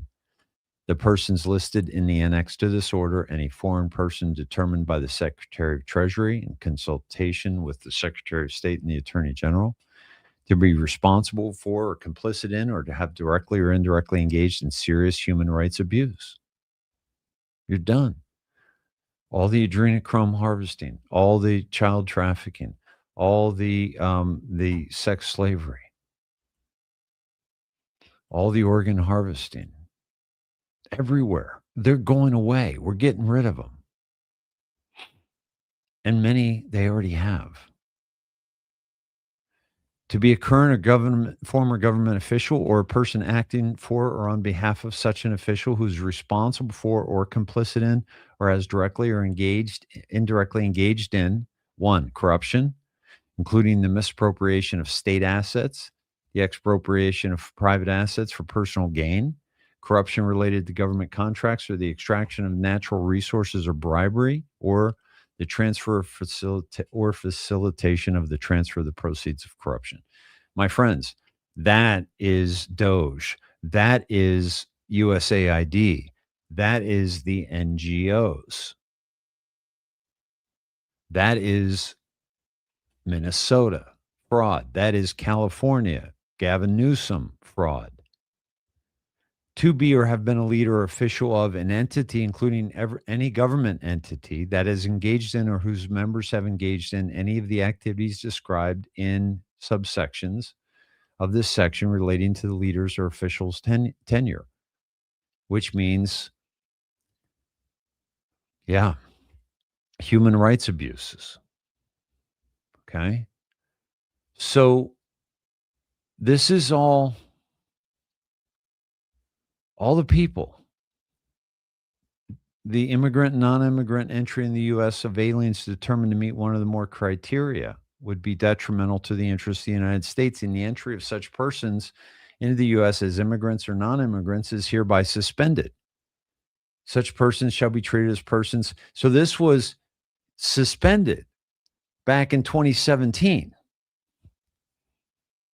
This executive order has been renewed every year by Biden, the Biden administration.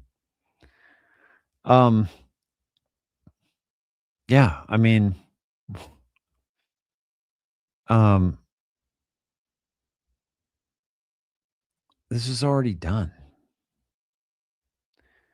This is we're getting all of this completed, folks.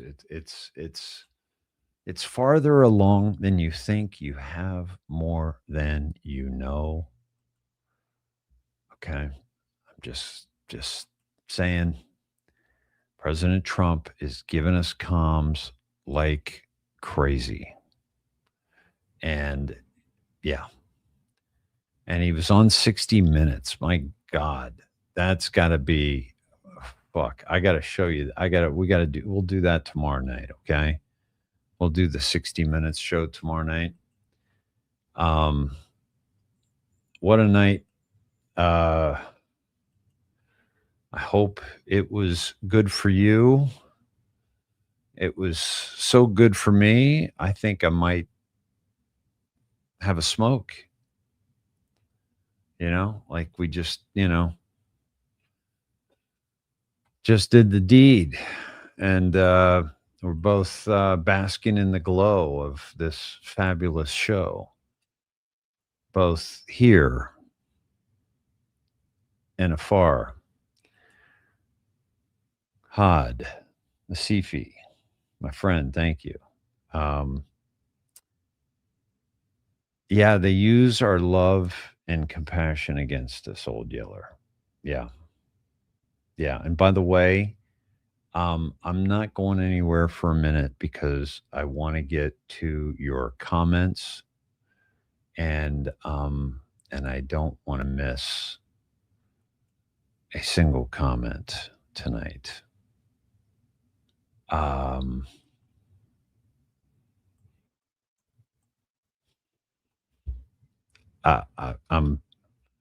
being a little bit overzealous. I'm going to miss some comments, but I want to catch the ones that you have recently posted. So let me see. Let me back up a little bit. Okay. Marie, I am not afraid or worried about anything. I just want this movie to end.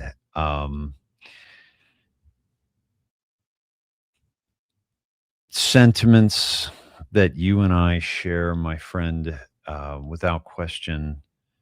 But let me just, if I may, reframe another way.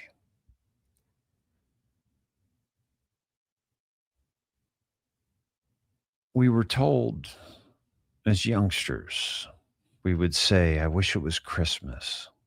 I wish it was my birthday. And it would be weeks away, months away. And what would our parents tell us?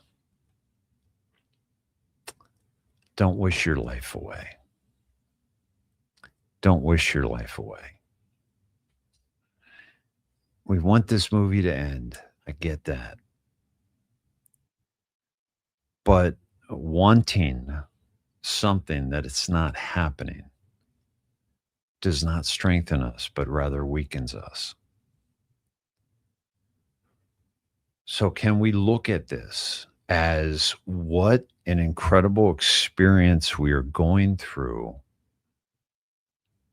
making it so that this movie will end? We are a part of this script. That is why Q brought us into the huddle, because we are a part of this ending. We are a part of this movie ending. Who are you supporting? Who are you following? Who are you sharing? Who are you talking to? What are you doing in your community? What are you doing to raise awareness? What do we all, and I'm not just picking on Marie, I'm saying all of us, like this, like just leaning into this revolution. Yes, we're weary, but that's the fourth quarter. That's when you got to show up. That's when you got to make it happen. And D, you're feeling the same way. I get it. Trying not to worry, but don't want it to end. Don't try not to worry. Just don't worry. Just, we got this. Yeah. Yeah. It's a lot. It's a lot. Yeah. Just got to trust, right? Thank you, D. Let's see.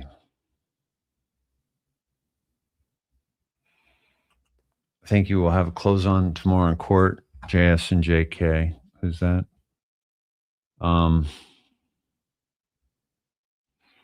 That explains the helicopter over you the whole time you were doing the show. Let's see. Litz Lion. I got here late, but I thought Q Post 970 was interesting regarding done in 30 as to the rescheduling of last night's event within 30 days. Did you already talk about this? Just another piece of the puzzle. I did not. Yeah, thank you for mentioning that. Let me go to drop 930 real quick.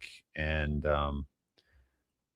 by the way, one of the posts was look at the water, and that was the one, so then we were taken to the North Korea stuff. So I didn't want to forget that. And so here we are, done in 30. Free Flynn. This is when they were going after Michael Flynn, March 28th, 2018. Done in 30, house cleaning, White House secured, final stage. White House, the ballroom secured. Okay. They got to the secured location.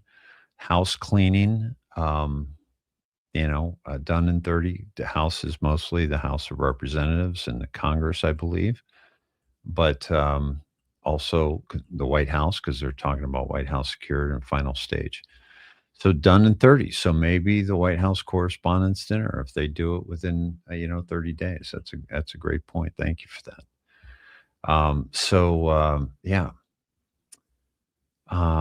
Let's see.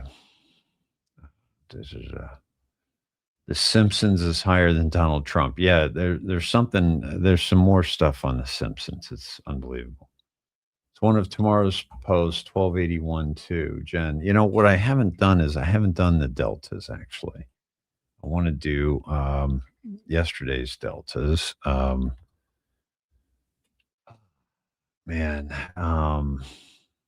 Renegade is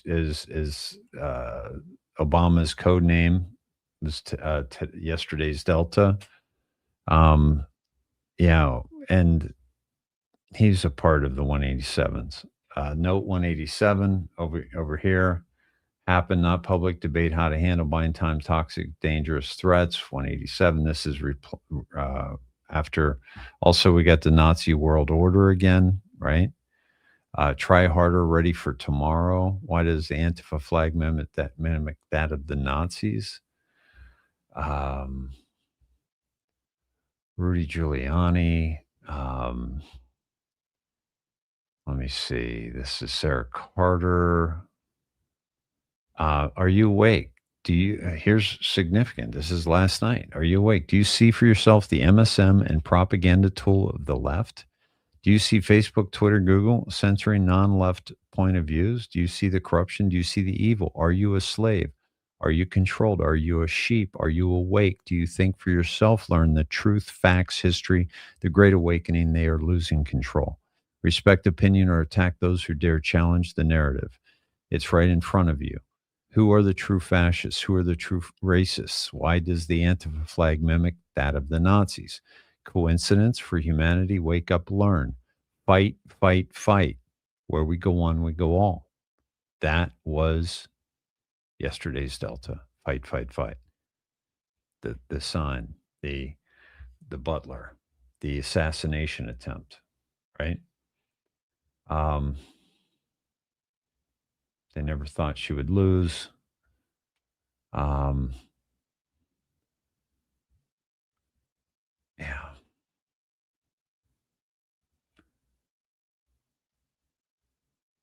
A lot going on. That was a good one. That was a very good one. And then today, the 26th, looks like the Boston church 1271, April 26th. Q, thank you for arriving. Frustration is very high. Can marshals physically remove text, tapes, etc.? Q says we have it all. This was April 26, 2018. The right people have the information. The good people are acting on the information. This is back in 2018 now. Think Google. Think Eric Schmidt departure. Think North Korea. Again, North Korea, right? Eric Schmidt was one of the guys in North Korea. I think he might have been in that picture, but I'm not sure if that's him or not. But he's been pictured with Bill Richardson, the governor of New Mexico at the time. Many drafts, many shared users, foreign and domestic, variable access codes, fake emails, game form comms, new intel revealed today, Gmail comms, are Renegade, e.g., Evergreen. Define Evergreen. When do you call plumber? Ongoing investigations require when you have a leak, right? Been dealing with leaks. Okay. Yeah. I mean, lot going on. Here's the, fucking, in their own words, legend and fucking Tracy Teigen, whatever her name is, Teigen, Haiti, marching in the darkness, lyrics, follow the stars. It's everywhere. What did I say about following the stars earlier tonight, right? Okay. So, that was 1281 too. That's tomorrow's post. Which one was 1281? So I'm not seeing 1281, 1279. Let me see if I can find 1281. That would be April. That'll be tomorrow's Delta done in 30. Okay, that's what that was. There you go. Regarding Flynn done in 30. But I don't know Flynn's significance in all this, right? Sorry, that's where I went. 1281. Let me get back to the comments here and wrap this baby up here.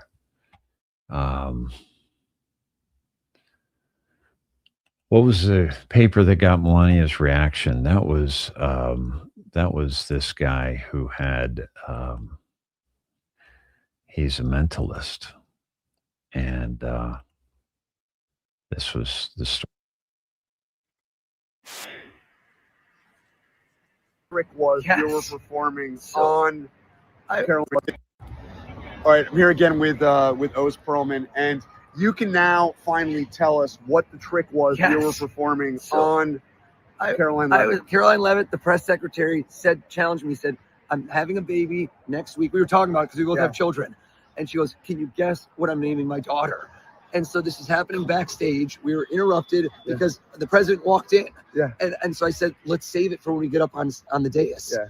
And that's when I came over to introduce myself. I was coming to say hello to the president and to the first lady. And I was guessing letter by letter how many letters were in the name. And then right at the moment where you see it happen, I wrote down the name. And I said, how did I do? And I turn it around, and that's when you see the first lady go, oh, and she goes, is that the name? And that's the moment where this happened. All right, and Caroline has given you permission to tell us what you guessed, which is the name of her baby. That's exactly right. That's what's on the paper. And what's the name? I believe the name is Vivian. So yeah, that's what I guessed. I mean, anyway, what a surreal part of the night. I'll never forget it. At the moment. All right, Oz Perlman. There you go. Thanks for that question, Velma. The word was Vivian. Yeah. Yeah, I heard that the mentalist is an Israeli citizen, Lisa. Did you see receipts on that, by the way?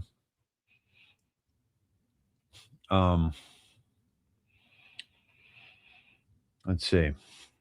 Thank you, Mary Jo, for reposting.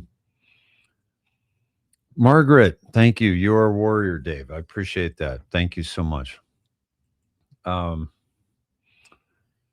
Yeah, thank you, Dee. Yeah, I'm on a roll. We're already 3.5 hours tonight. On a night that I didn't plan on doing a show until, last night went down.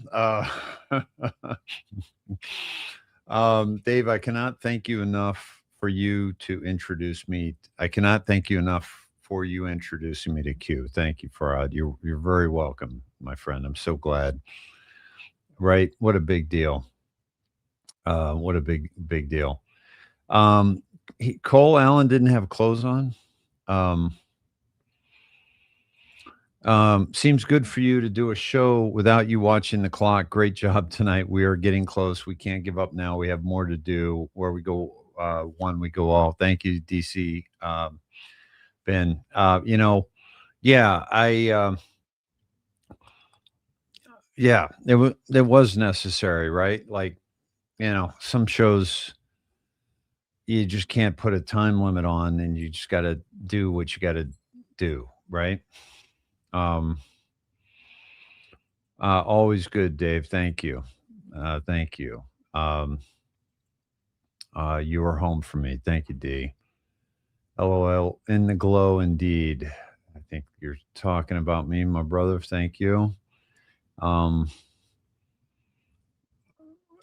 interesting. Smiles. Trump is the president in exile, which is why he doesn't take a salary military operation. Well, I haven't gotten into the specifics of that, in terms of not taking a salary and everything, but definitely a military operation without question. And Smiles, you've seen me prove the inauguration of Joe Biden was not shot live and was therefore not valid. Yeah. Edward, what a nice OG Sned late night. Dave is in the Sned zone. Rarehead Sned form is alive and well. Thank you, brother. Dancing banana. Right on, Dave. Appreciate you. Yeah, socialism works till you run out of other people's money. Yeah. Yeah, exactly. Thank you for reposting, Dina. Yeah, so I'll check, folks, see if anybody else has donated tonight.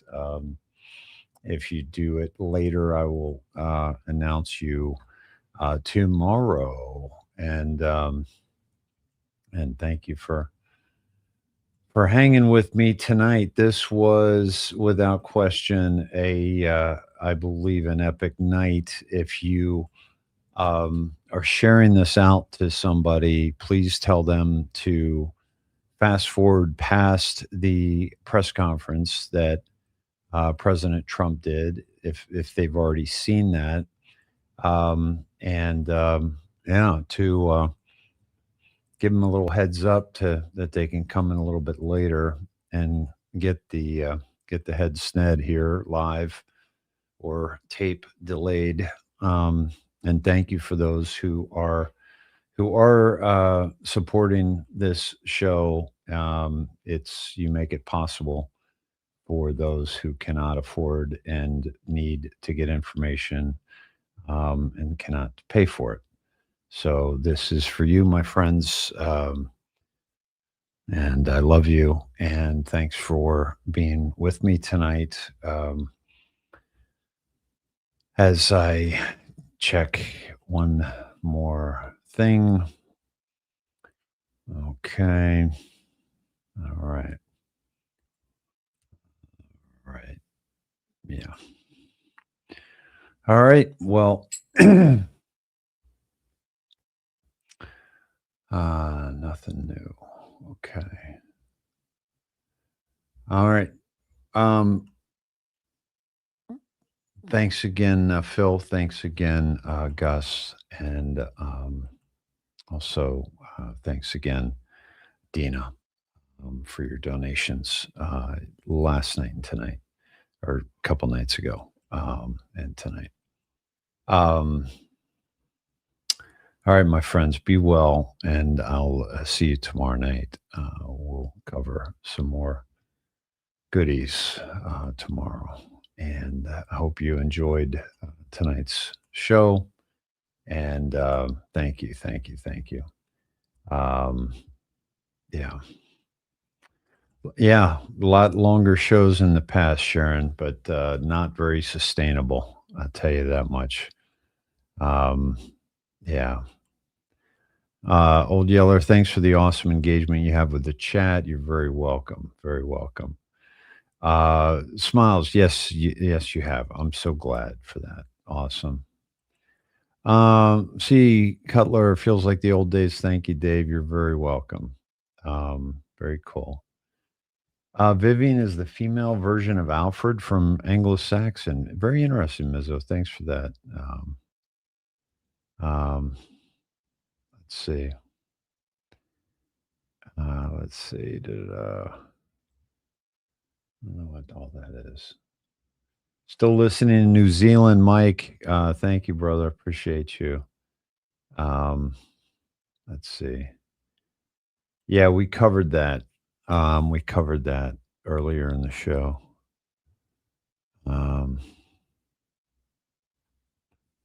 Okay, I think I caught up to y'all.